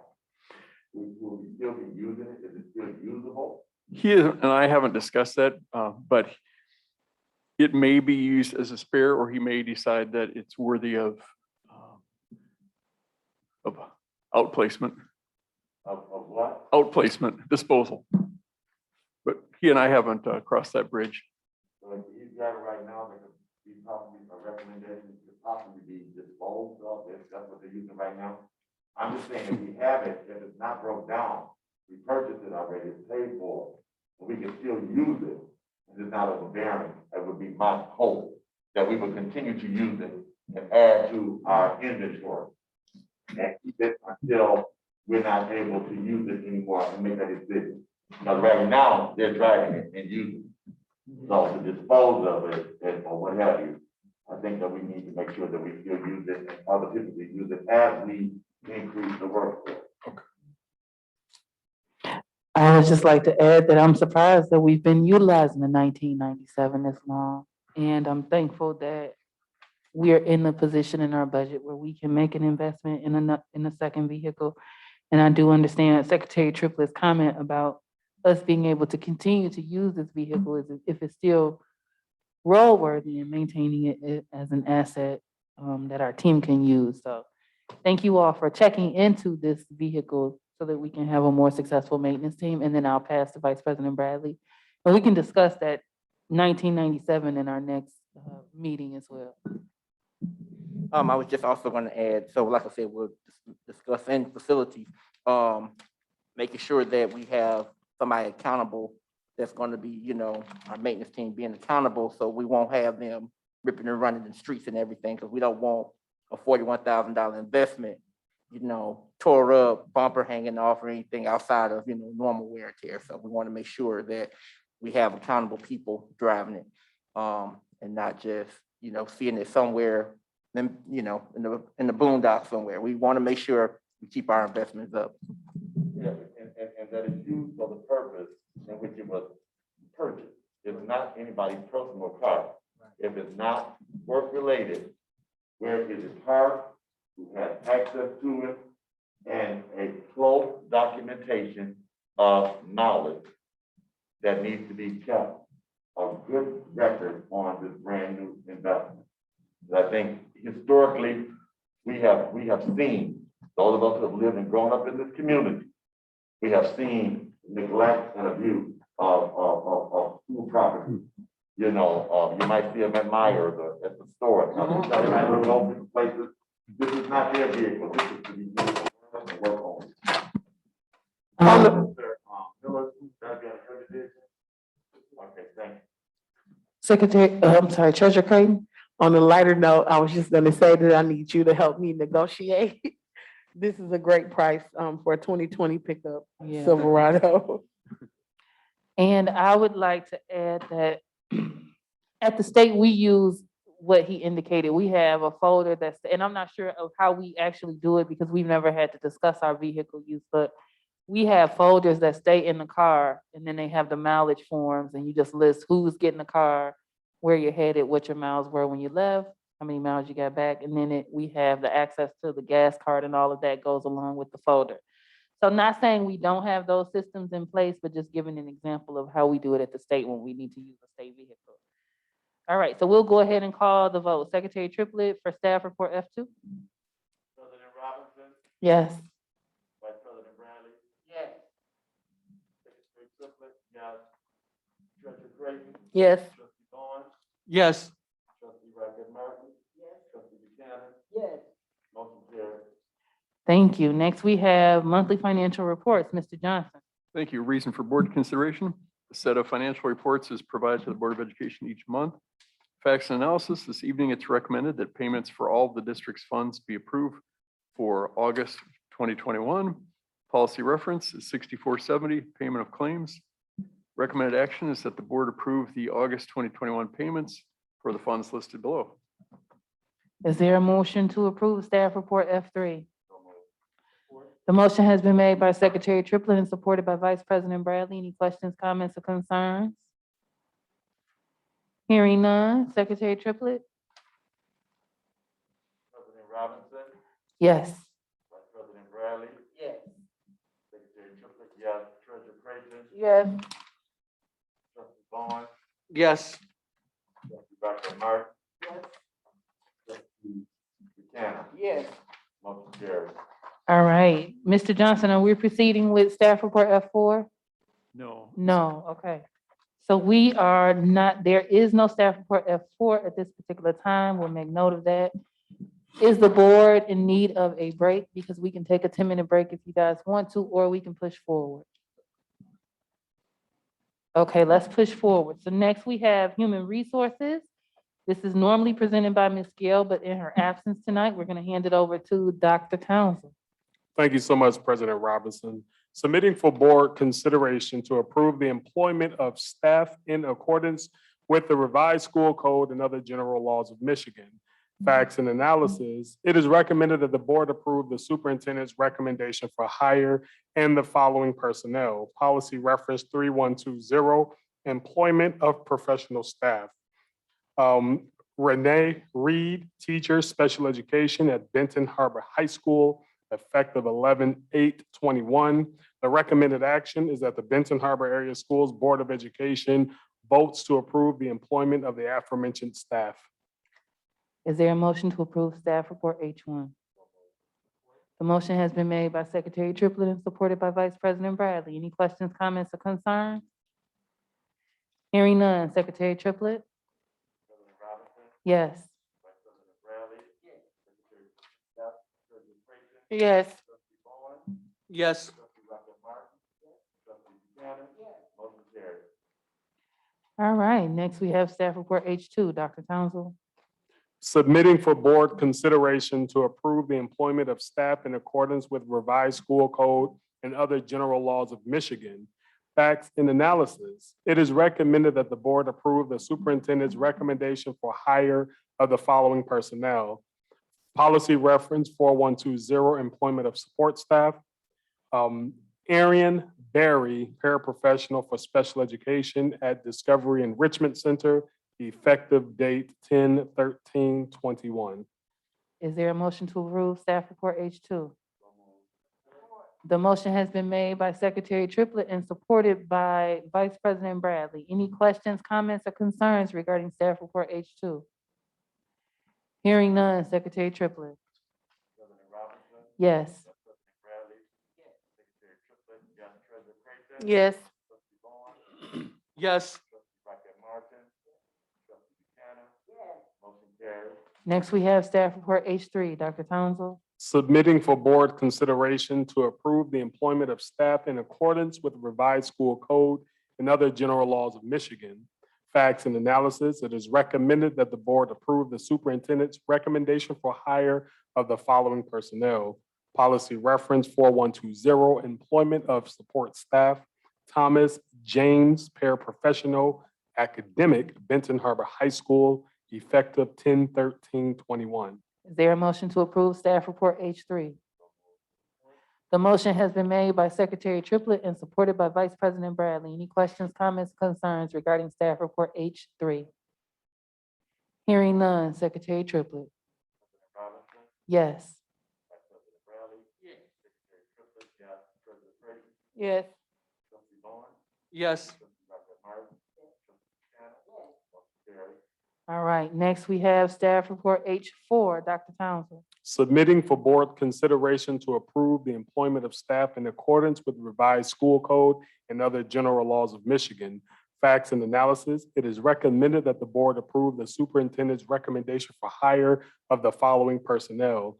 Policy reference 3120, employment of professional staff. Jacob Crow, secondary literacy / instructional facilitator, central office, 10/25/21. Is there a motion to approve staff report H4? The motion has been made by Secretary Triplett and supported by Vice President Bradley. Any questions, comments, or concerns? I have a question. Go ahead, Treasurer Creighton. Is this a new position? Because I wasn't aware that we were looking for an instructional facilitator for the high school or the secondary. No, it's also a part of the grant that we have. You know, we've had a couple of resignations. We're just trying to fill those positions. Any other questions? All right, Secretary Triplett? Robinson, Yes. President Bradley. Yes. Secretary Triplett. Yes. Treasurer Creighton. Yes. Trustee Bowen. Yes. Trustee Rocket Martin. Yes. Trustee Buchanan. Yes. Motion carries. All right, next we have separation of employment. Dr. Townsend will begin with staff report H5. Okay. Reason for board consideration, a list of employees whose employment relationship with the district is or will be separated is submitted to the school board each month. Facts and analysis, it is recommended that the Board of Education votes to accept the separation of employment of the following staff. Policy reference 3140, resignation and termination of staff. Ashley Atterbury, TNT Kindergarten at Discovery Enrichment Center. Reason resignation effective 10/11/21. Date of hire was August 25th, 21. The recommended actions that the Ben Harbor Area School Board of Education vote to accept the separation of employment for the aforementioned staff. Is there a motion to approve staff report H5? The motion has been made by Secretary Triplett and supported by Vice President Bradley. Any questions, comments, or concerns? I have a question, more so a comment. This person was here very briefly, and I know that we offer an exit survey that is not required, but I would like to explore what we're doing with the data received from the exit surveys and whether we're actually making changes or adjustments or implementations if there's something identified that we can strengthen ourselves in as a district. So I want to ensure that we're being more intentional in getting that feedback and implementing. So that would be my only comment. May I offer some Yes. follow-up? So I had this conversation with other Berrien County superintendents in addition to superintendents across the state at the MASA. Unfortunately, with the critical shortage of teachers, districts are battling each other for the same people.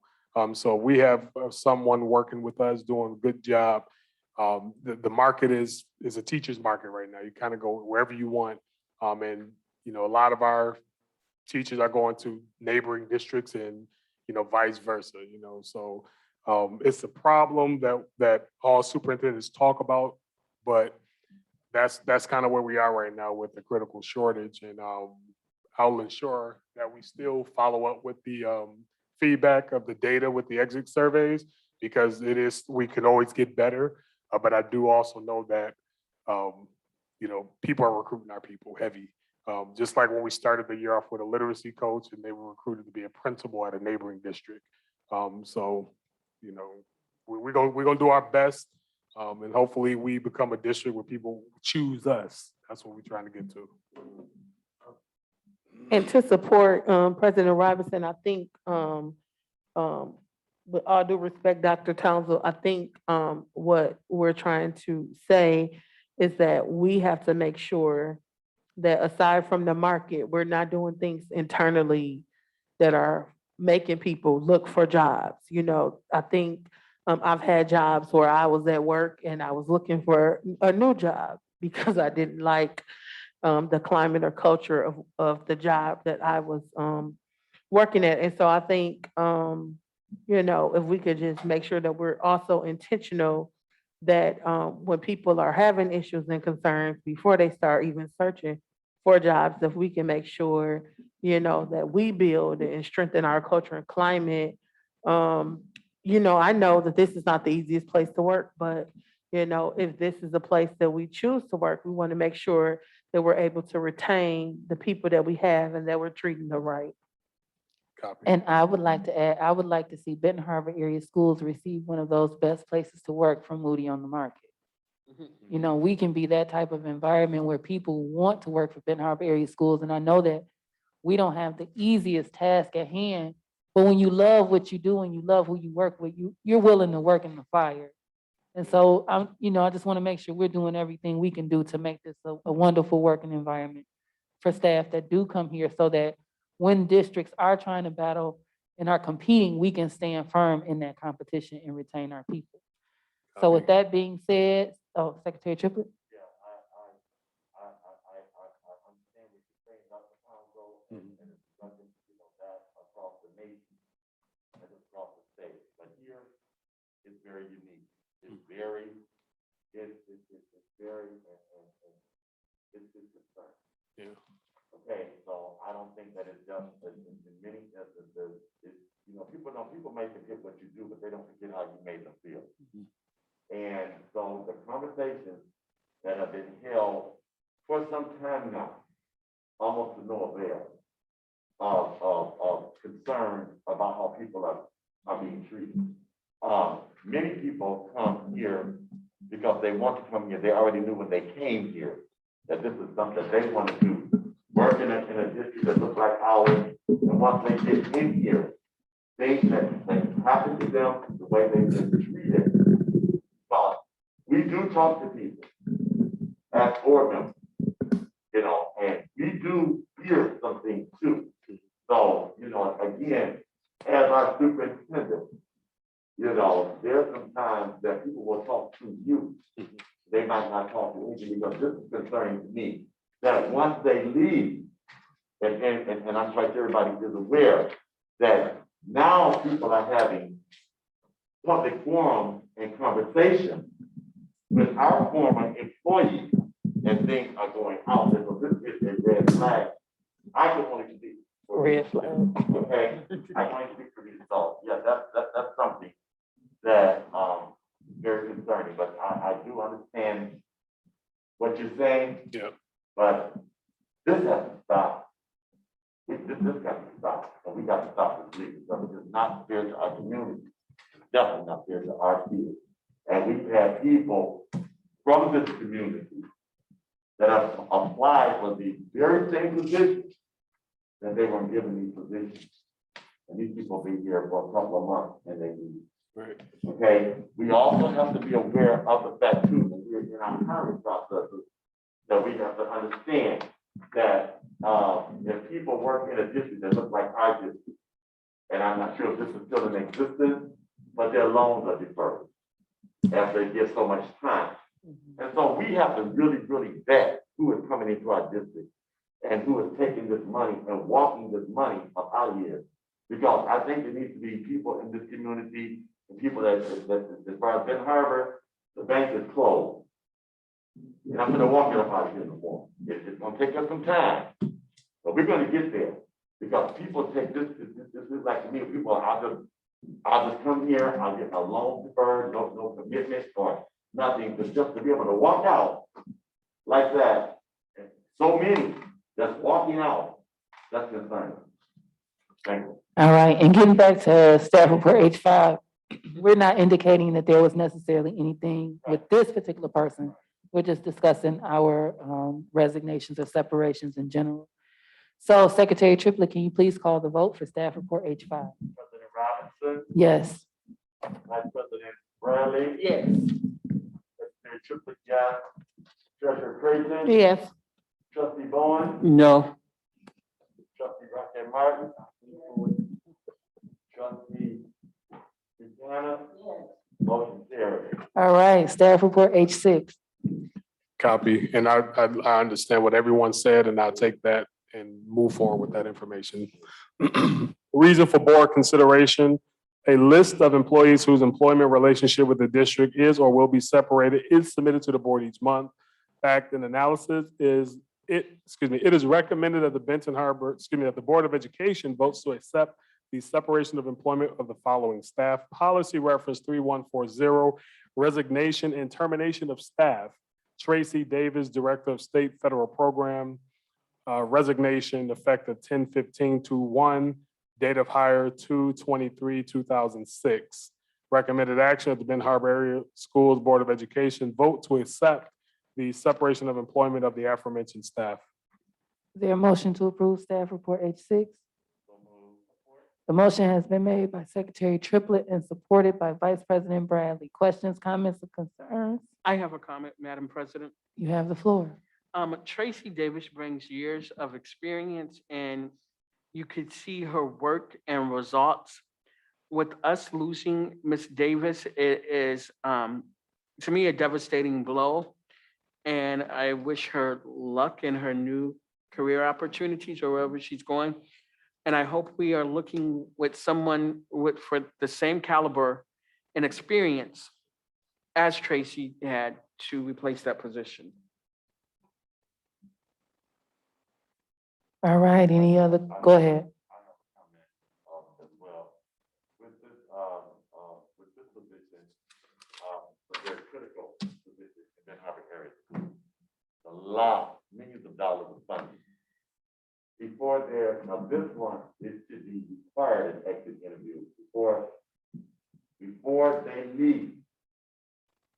This district needs to know everything, and it needs to be reported out to the superintendent, everything as it relates to the finances, closing out of grants, closing out what money, all of this, because this needs to be, this is serious. Yep. Because this is one thing that we don't do well either, is that we have a person that's in a position and we don't have a contingency plan or something to follow back up.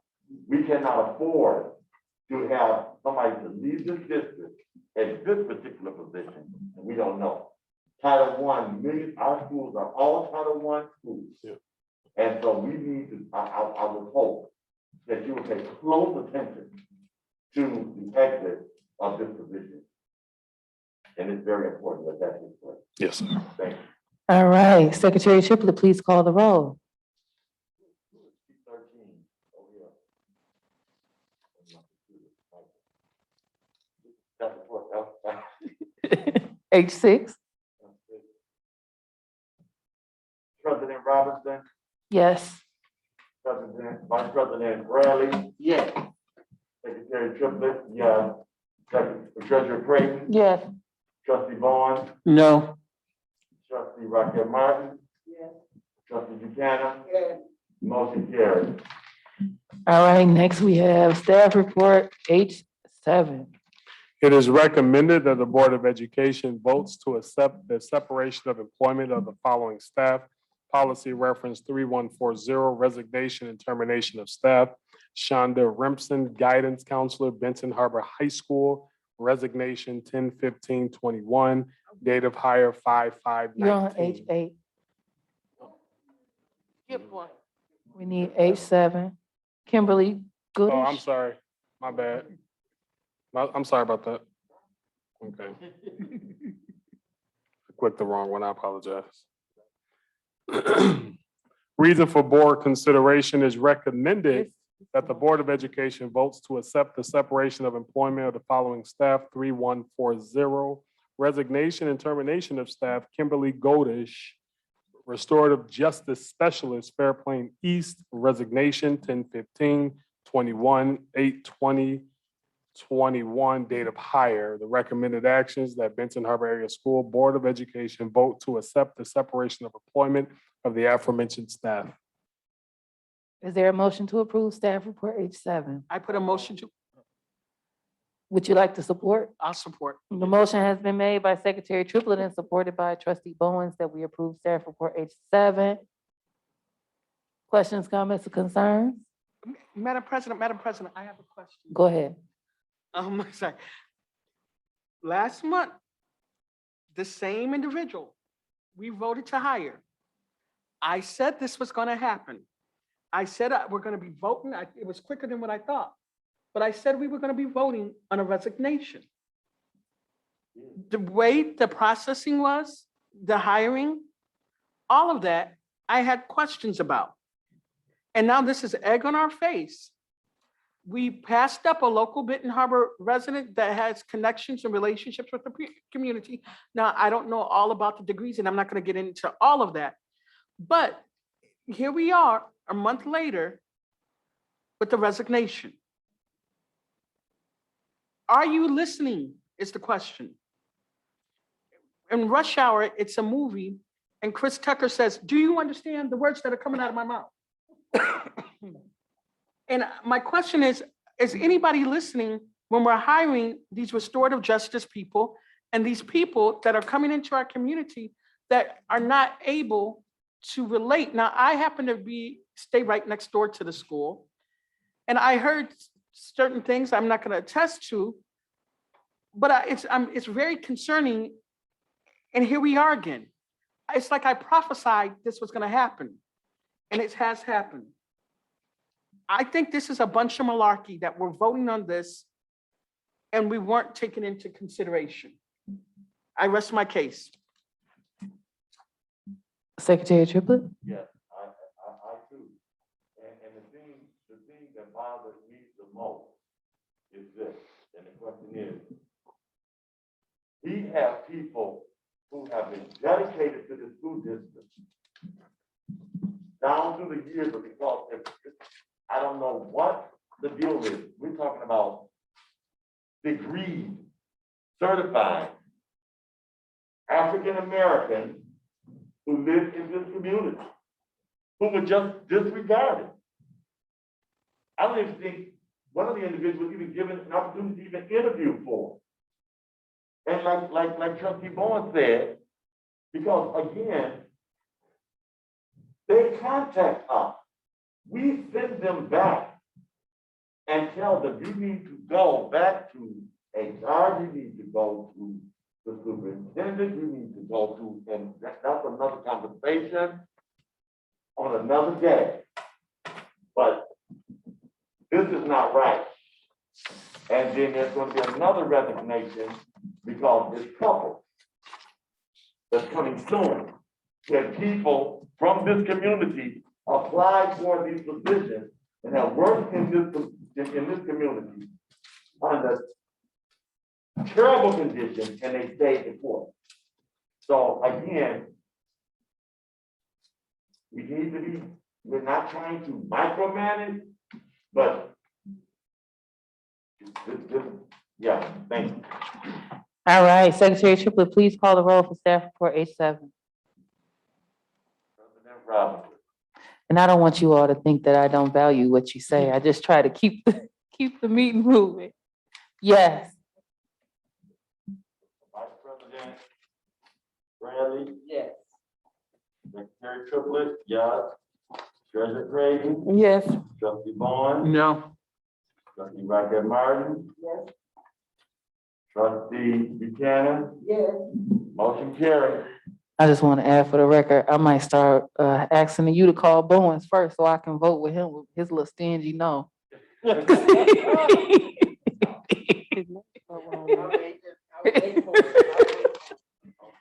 All right, staff report H8, Dr. Towns. It's recommended that the Board of Education votes to accept the separation of employment of the following staff. Policy reference 3140, resignation and termination of staff. Shonda Remsen, guidance counselor, Benton Harbor High School, resignation effective 10/15/2021, date of hire 5/5/2019. Is there a motion to approve staff report H8? Is there a second or support?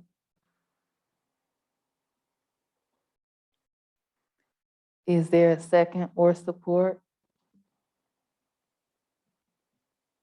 Anyone want to provide a second or support?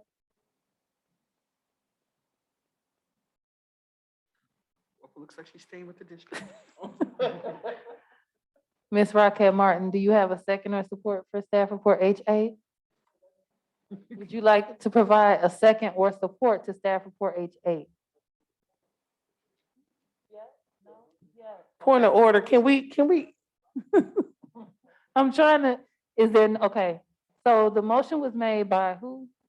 Vice President Bradley, and now I'm asking, is there a second or support for staff report H8? it's dead on the floor. It wasn't a second or support, right? I wasn't hearing one, but I wasn't sure if people were paying attention because we got folks writing and stuff, so I didn't know if it's failing Or if there's no second or support. Raquel Martin, was that one from you? I'm sorry.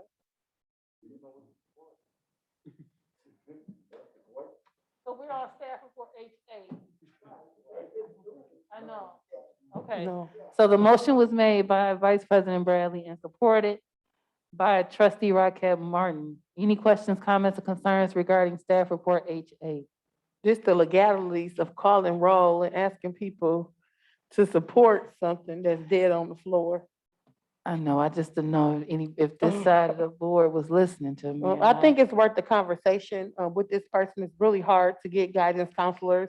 This is a legacy. Her mother was a guidance counselor in our district for years. And I think it's worth some conversation on, from our admin, on some specifics, and how we could possibly transition the roles.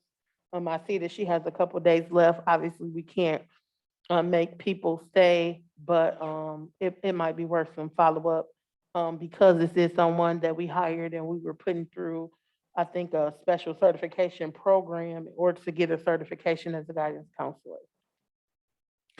All right, Trustee Bowens, and then we'll go to Secretary Triplett.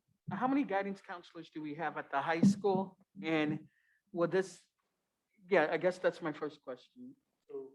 Two? Okay, thank you. Secretary Triplett.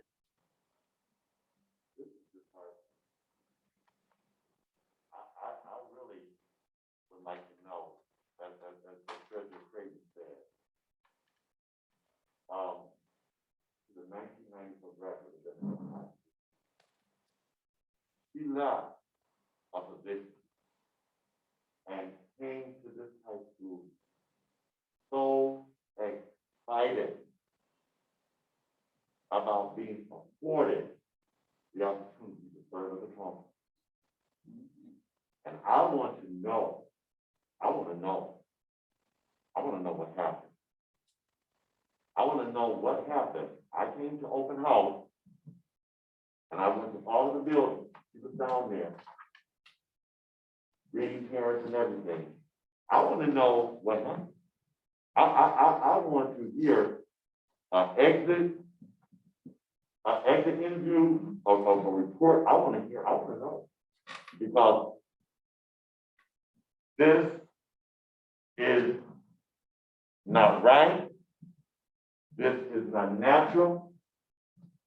And this move did not happen because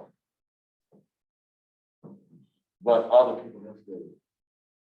And I think it's the time out for the game. And if we are going to be a board, because everybody on this board, and none of us are appointed. Everybody sitting at this table was elected for the first time in many years. All of us. And so I know we got to get out of here, but I want to hear, and once she's done with this employment and what have you, yeah, I want to hear what she left. Who's second and myself? It was Raquel. Raquel Martin. So I might be, okay.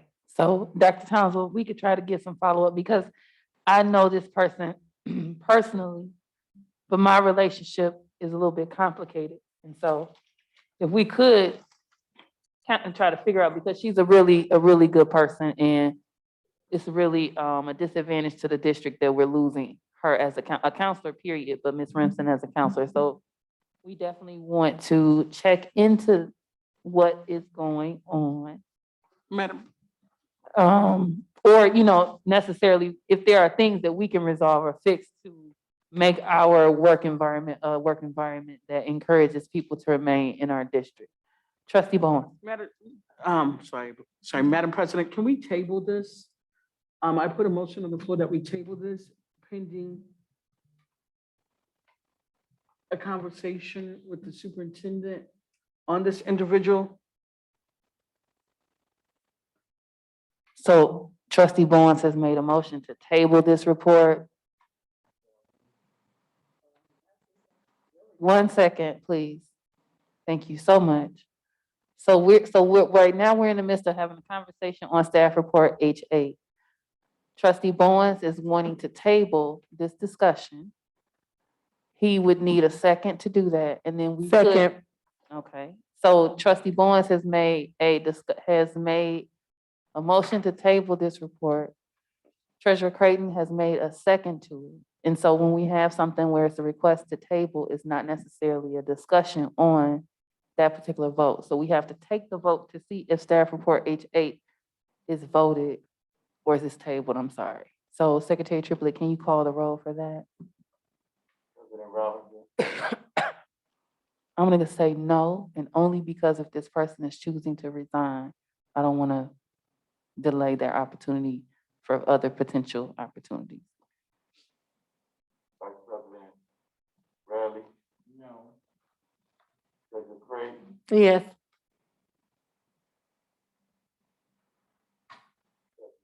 trustee Bowens, Yes. trustee Rocket Martin,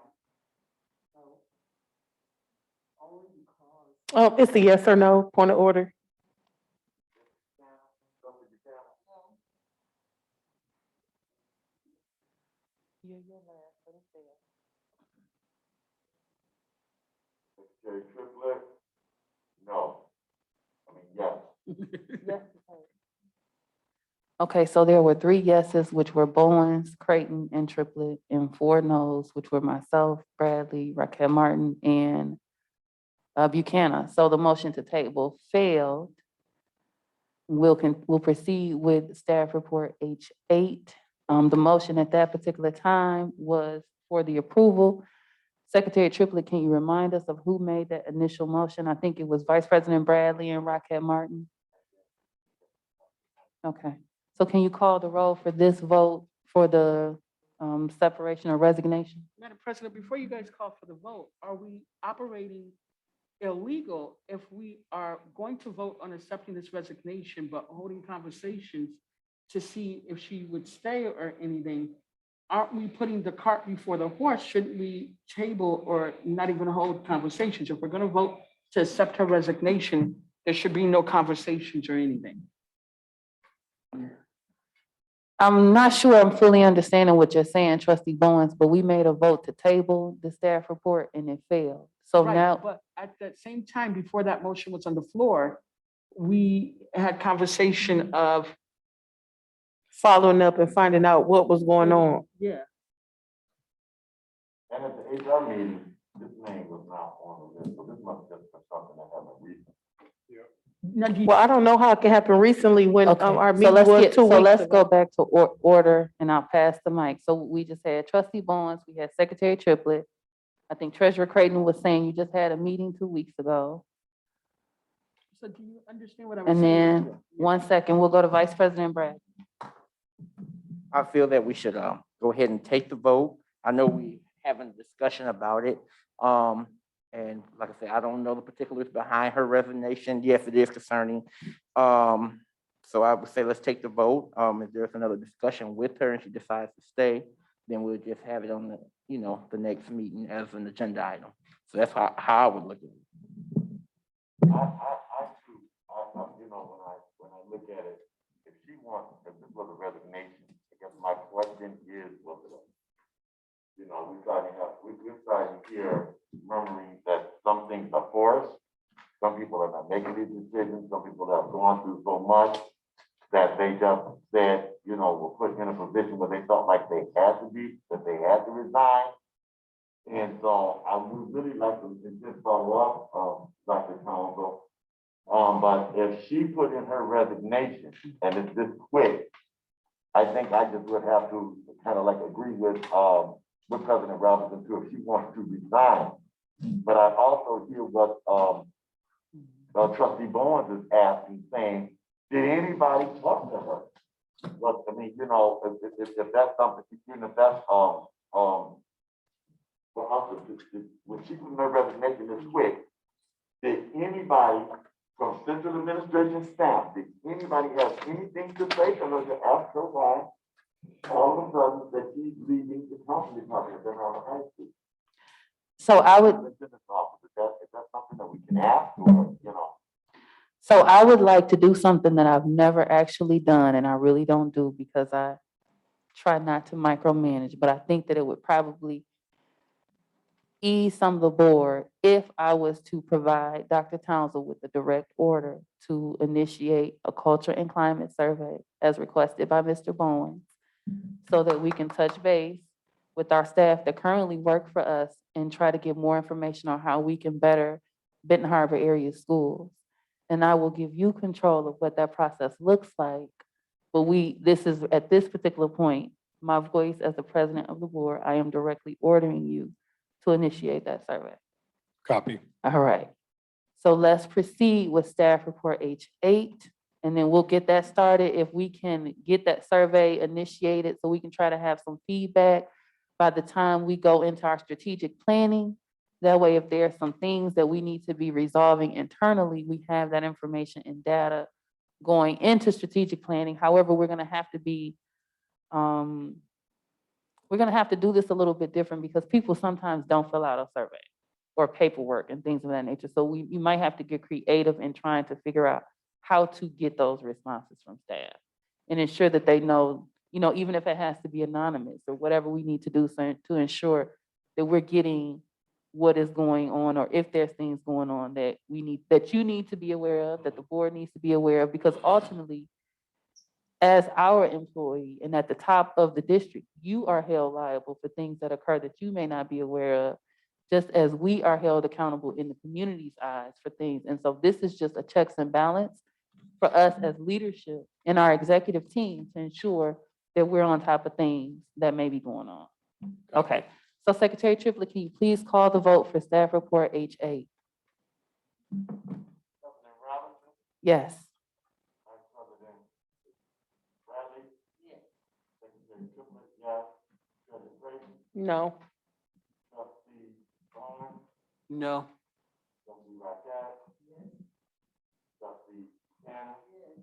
Motion carries. Did you vote? Okay.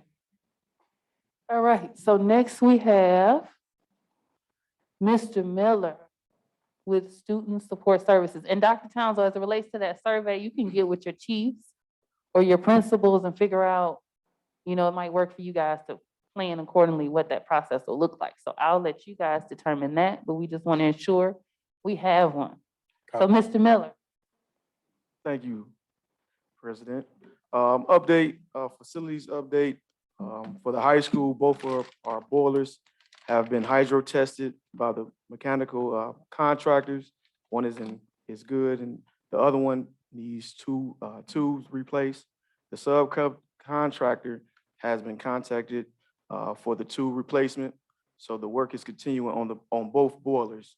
The electronic sign outside will be repaired this Friday, so I'm happy about that, to get that sign going.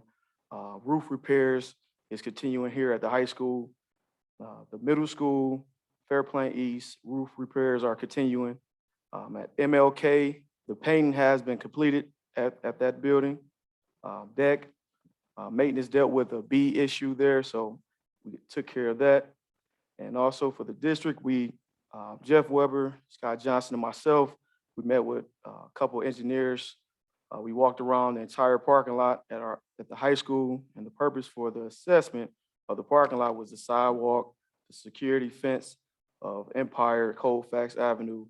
The assessment will also include the other parking lots in our district as well. So that's an update from our facilities. All right, our athletic updates. Our Tigers beat the Wajak on Friday, scored 34-0. This is our second win, 2 in a row. So congratulations to our football team for standing strong. We play against Buchanan this Friday at 7 p.m. I want to shout out a couple of our players on their victory. Rodney Ford, Deontay Tasker, Julius Watkins all scored for our Tigers in their homecoming victory past couple weeks ago. Defensively, DeAndre Henry led the Tigers with 2 sacks and many tackles. Devontae Tasker and Rodney Ford both had interceptions in the game. Our Lady Tigers, we're looking forward to this tomorrow.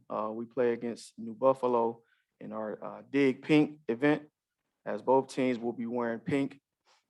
Our middle school volleyball team, we had a game today. And football, they've been playing each week. Both teams is improving under the direction of Kenny Jackson, our volleyball coach, and Mike Gillespie, our football coach. We are planning to have the world-renowned motivational speaker, Eric Thomas, his playbook for students event next month. I'm planning for the first or the second week of November for our student athletes and their parents here at the high school. We also looking forward to our winter sports that starts next month. Girls starts November the 8th. November the 8th, and the boys start November the 15th. And I just received an email from Saginaw Valley recruiting coordinator about 2 of our student athletes. They'll be on college visits to Saginaw Valley against Northwood. So they're gonna have college visits and they're gonna be at the football game. So I was excited, that's my alma mater. So a couple of the boys, they said they wanted to go to the campus, and I made sure that they got on that for the visits. And that's the end of our athletic updates. All right, thank you, Mr. Miller. Are there any questions, comments, or concerns for him regarding facilities or athletics?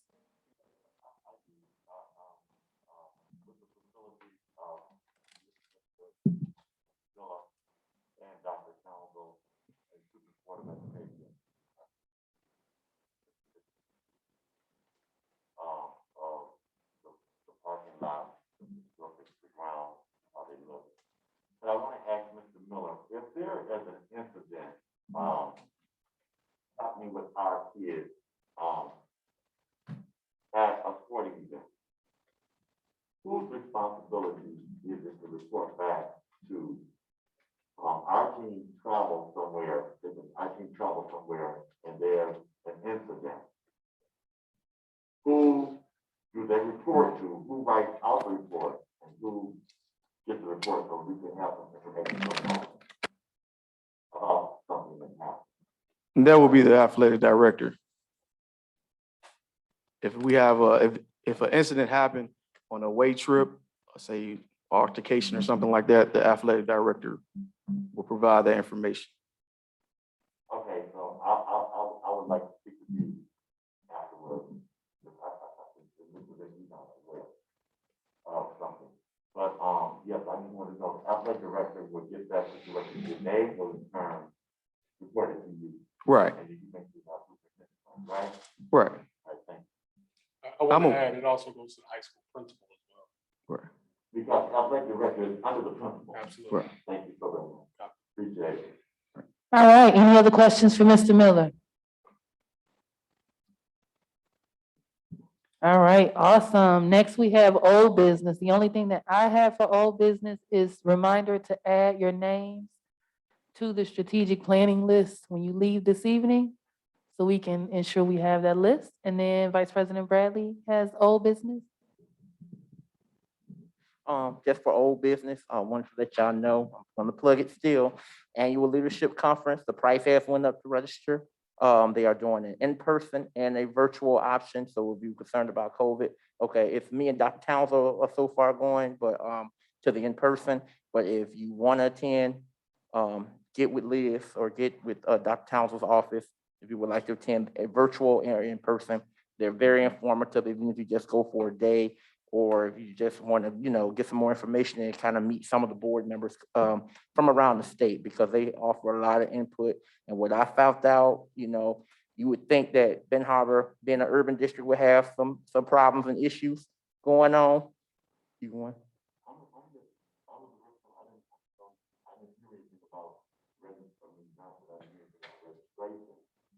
But you are the representative and I'm the alternate. Yeah. And so at the last meeting,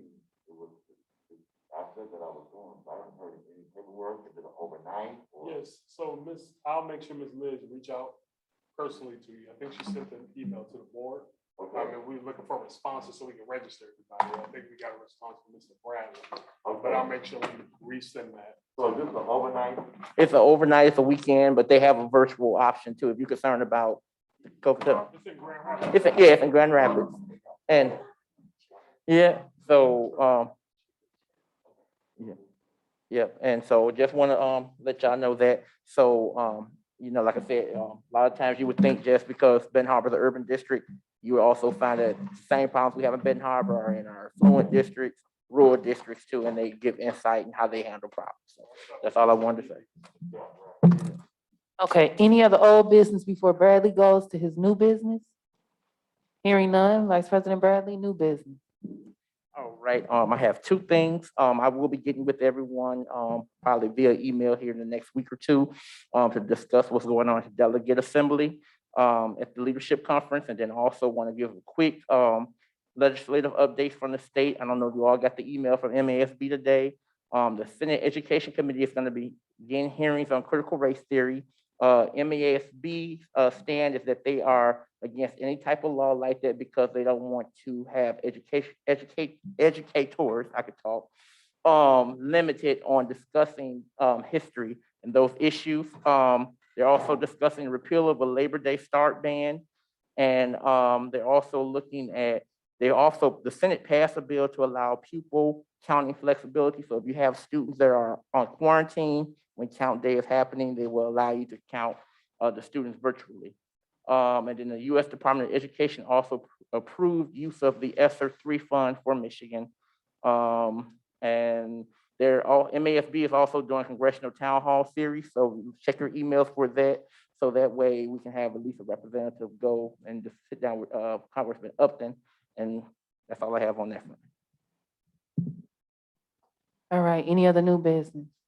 Madam President, there's an alarm at the gate, very serious alarm at the gate. And I would like to, first of all, hopefully that we'll be able to look at an executive meeting of this Board of Education, which is the office of just the Board of Education. Also, I would like to know what is the protocol for board members and contacting and having conversation with the board attorney. Because there's some serious things that I think need to be addressed and addressed real soon. So please let me know, follow up with me. Hopefully that's something that we'll be able to do with the executive committee only and possibly the attorney for some questions or some concerns. All right, so I'll follow up with you. I know we talked today, but I'll follow up because you had another concern from earlier that we said we'd touch base on. So I think it's about 3 things. All right, any other new business? All right, hearing none. Well, the only thing that I wanted to add is that my plan is to try to implement a time in our meetings where we can share what we learned from our trainings, like Vice President Bradley did. It wouldn't be required, but if we're paying for the trainings that we're sending you to, we'd like to at least get just a little bit of feedback about what you learned, so the community knows that we're doing great work. So I may have that be a standard bullet point under board business. Okay, a standard bullet point so that we can provide those updates on what we're learning at our trainings when we go. So that's the only thing for new business. You'll notice that change in your agenda. Next, we have open public comment, but we don't have anyone present. So I'm not going to spend the minute reading the statement. Next, we have superintendent announcements and comments. Dr. Townsend. Yeah, thank you so much, President Robinson. First, I'd like to send a special thank you to our food service director, his team, Ricky Carter and Alicia Lee, for their help and creativity with helping us set up the alumni input session tailgate. We had hot dogs, cookies, with a nice smorgasbord of things for our guests that came through. It was a beautiful display of balloons, orange and black tablecloths. The food was delicious. Everyone enjoyed it. Also, I want to give a major shout out to everyone who participated with strategic planning input. Big deal for us. We have over 500 responses that we can use to help guide us when we come together in December with putting together our strategic plan. I want to congratulate our young people, Shania and Jermel, who are our student board members, very bright young people with bright futures. Had a great conversation with those young people. Their parents are super excited. And when we gave the message to one of the young men, I mean, I seen him just, he was so excited. He ran off somewhere and called his mom. So happy to share that with her. And I felt good watching that because it meant a lot. I want to give a major shout out to all of our student athletes and our Tiger marching band. Our young people are out there representing day in and day out. I love walking down that wing of the hall. I'm hearing the band going. I mean, we have great kids, great young people doing great things. Again, athletics, academics, and arts is what we're looking to enhance. I can't wait to really take advantage of leveling up our Performing Arts Center. I do agree. Myself and Mr. Johnson, actually, prior to Mr. Miller taking over facilities, have met and talked about how to get that up to par sooner than later. We talked about, is it possible to potentially use sinking funds for that? So we want, as a matter of fact, when I got hired December 2019, I came to the pageant. It was so beautifully done, but then I also learned that I think we rented all that stuff because our stuff didn't work. So I want to make sure our stuff work. I'm also going to see how I can look and solicit potential funds, you know, in the hundreds of thousands to get that leveled up the way it needs to be, so we can continue to rent it out and, you know, get a little bit of revenue for us, but also first and foremost, have a state-of-the-art performing arts center for our kids. I truly believe that we can get that done. Just need a little patience with that. Don't forget, this is a big deal because this is coming up and we got 1 or 2 more school board meetings. Remember, our students, Benton Harbor Area School is representing the state of Michigan in the Christmas tree, National Christmas Tree in Washington, D.C. I just got at 7:58 the final ornament display that we're sharing. And I'm going to send that, I don't think I can say that publicly, but I'll send that to our board members so you can see what we're submitting to our nation's capital of the ornaments that's going on the trees. Our kids spend hours designing, and it's an amazing thing. I want to share it, but you just see it in the email. So shout out our kids and the staff over at Fair Play Middle School. And we got excellent teachers and administrators over there doing great work. I want to give a congratulations to President Robinson for being nominated and awarded Pat Moody's 40 Under 40, representing us very well. Shout out to you. I was very happy to see you on there. So shout out, shout out, shout out. I think that's all that I have. I feel like I'm missing something, but I think that's all I have listed right here. I thank you, Board of Education. Listen, this 10 months we've been together, rolling. We're gonna be fine. It's hard, difficult work. It's a long road. It's a long process, but we have to stay the course. I think Vince Lombardi said, those who stay will be champions. And I'm committed. I know our board is committed. I really can't wait to, over time, we see the fruits of our labor. Thank you so much for the opportunity. Thank you, Dr. Townsend. You forgot to announce that you were also selected as one of the 40 Under 40 members. So you don't have to be humble and not mention your own. So congratulations, because you are definitely deserving. All right, Trustee Buchanan. Speak for Mr. Johnson and Mr. Miller. You guys spent all day working. Then you had to come to the board meeting. I think they should move you guys up on the meeting so you guys can go home earlier. You know, you didn't, this is me saying that. I've been home all day watching TV. And when time for me to come to this meeting, I love the kids. 32 years I gave them, but when it's time to go, you guys need to have the president to move you up on the agenda so you guys can go home. That's my comment, and I don't need no ride. I got a car, so I'm finna go. Thank you. I got to go for real. You are dismissed. There you go now. See what I'm saying? Okay then. Well, Trustee Rocket Martin. You know what, actually, I'm gonna give a shout out to Mr. Miller also. mhm. I was told, and this was like the beginning of school, how you help get the desk and stuff in. And I was told that you got your frat brothers to get it done. So hats off. Yeah, to he you. worked Back hard. in the day, I think when people were complaining, you did what you had to do. So good job. He drove the truck and Yeah, he brought the truck and got everything in and got them settled. You know, people tend to panic when it doesn't happen right away. But you did what was needed to be done. So hats off to you for that one. And, you know, I would like to encourage all of those people that have applied to Benton Harbor area schools who are overlooked or not chosen or, you know, to work for this. I would like to encourage them to reapply. It's a new day, it's a new board, it's a new time. And what's in the past is in the past. Give us a try now. Try now. I would like to encourage, and I'm saying that to the community. If they, you know, want to work for us, apply. There are many positions open, and give us another chance. We may be able to right a wrong. And I'd like to encourage our community to put their kids in Benton Harbor area schools. My neighborhood is quickly changing. We have a lot of Hispanic families that have come into our neighborhoods. And, you know, I don't see a lot of Hispanic children in our schools. They're sending them other places.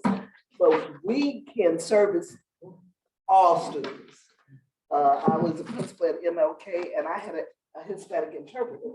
So we will get in the people we need to get in to service your children. So please give us a try. Give us a try. We're still roaring. All right. The open houses. I appreciate it, and I love going to the open houses. I didn't make it to the high school because I was so caught up in the elementary buildings. But I was pleased at what I saw and how the parents came out, how the kids were there, and everybody with the teachers were enthusiastic about working with the students. And so I appreciate how the open houses went in all three of the elementary buildings. Also, I'd like to give a shout out to Dr. Lorinda Robbins, the special ed director. I touched bases with her on a few issues for students that have graduated from Benton Harbor High School that were in our special ed program.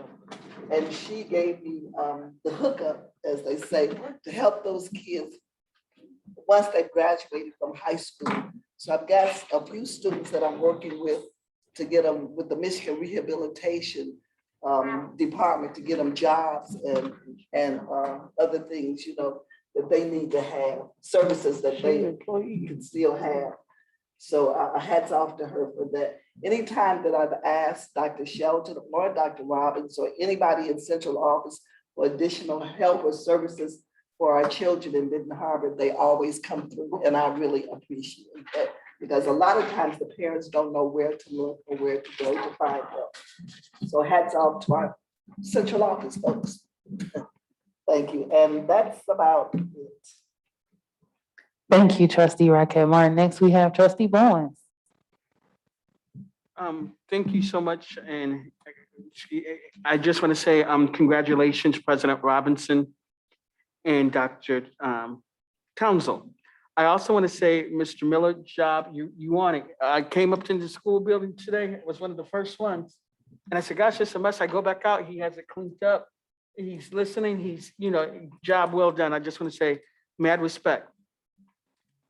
You cannot look over the past if we're still living in it. And I want us to meditate on that. Yes, this is a new Benton Harbor area schools. Yes, this is a new leadership. And what's the past is the past.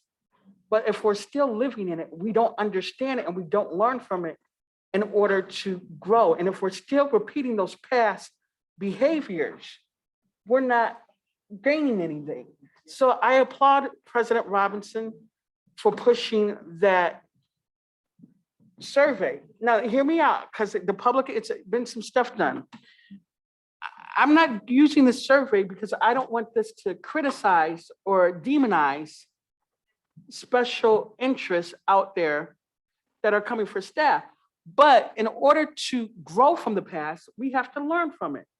So I hope everybody's being ethical and honest when that survey is done. I also want to commend Trooper Burton last month we had some visitors and we got to show them that tiger love and they didn't come back. So I want to say, show them that tiger love. And, you know, and speaking of that, I'm advocating, I know I sent the board an email. If we don't have a head of security, I think Trooper Burton has exhibited and has the skills to be what we need, especially with the climate and culture that our community is dealing with. It just makes sense to have him as that person. So on that note, I want to say, oh, by the way, I had to step out. Benton Harbor was just on Joy Reid tonight. And Roland Martin. In fact, Roland Martin's secretary just emailed me, so I'm working on that right now. We were just on the Joy Reid show, and I do know we got an email about the water levels being tested. When they are tested, can we have a letter in robocall going out to the parents immediately so we don't get, you know, I know it was tested a couple of years ago and it was negative. But just to give them reassurance, if we're uploading it on our Facebook, we need to do a full plan of an attack to making sure our public is aware of the status of these school buildings. If it's negative or positive, we need to make sure. And I'm just a phone call away. I got a new job, so I can help delivering water, whatever you need me to help with. I'm free. And I just want to say, God bless you all, and God bless Benton Harbor area schools. Thank you, Trustee Bowens. Next, we have Treasurer Creighton. Good evening again. I would like to thank all of our staff, students, and parents for making Benton Harbor area schools a school of choice. I know that it might not always seem like it, but we do appreciate you, and thank you for allowing us a chance to get it right. And I pray and stand on we're working in the right direction, and we're going to continue to work and fight for Benton Harbor and Benton Harbor area schools. Good night. Thank you, Treasurer Creighton. Next, we have Secretary Triplett.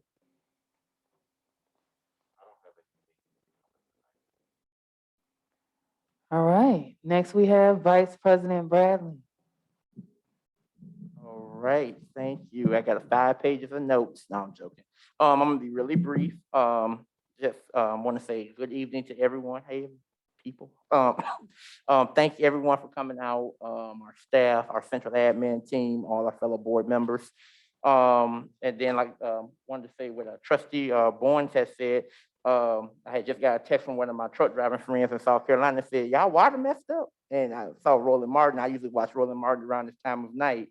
But getting to some of the board stuff I had wrote down, looking through some old yearbooks. I'm not gonna say what years, but I was looking through some yearbooks, and I wish we could get a sign back out there in the middle, especially that one from around the mid-70s where they had the wood paneling and the tiger up there. That would be nice to get a throwback sign and put right there in that middle to kind of modify it up. Also, our organizational meeting is coming up, so MASB is doing a virtual section on that. If anybody wants to get more information, we've been through one. So just kind of get your mind prepared for that coming up. Congratulations to President Robinson and Superintendent Dr. Townsville. And that's all I have to say. All right, so I'm going to be very brief. I appreciate everyone being here today and providing your input and opinions and your efforts and your advocacy on behalf of our students from Benton Harbor area schools.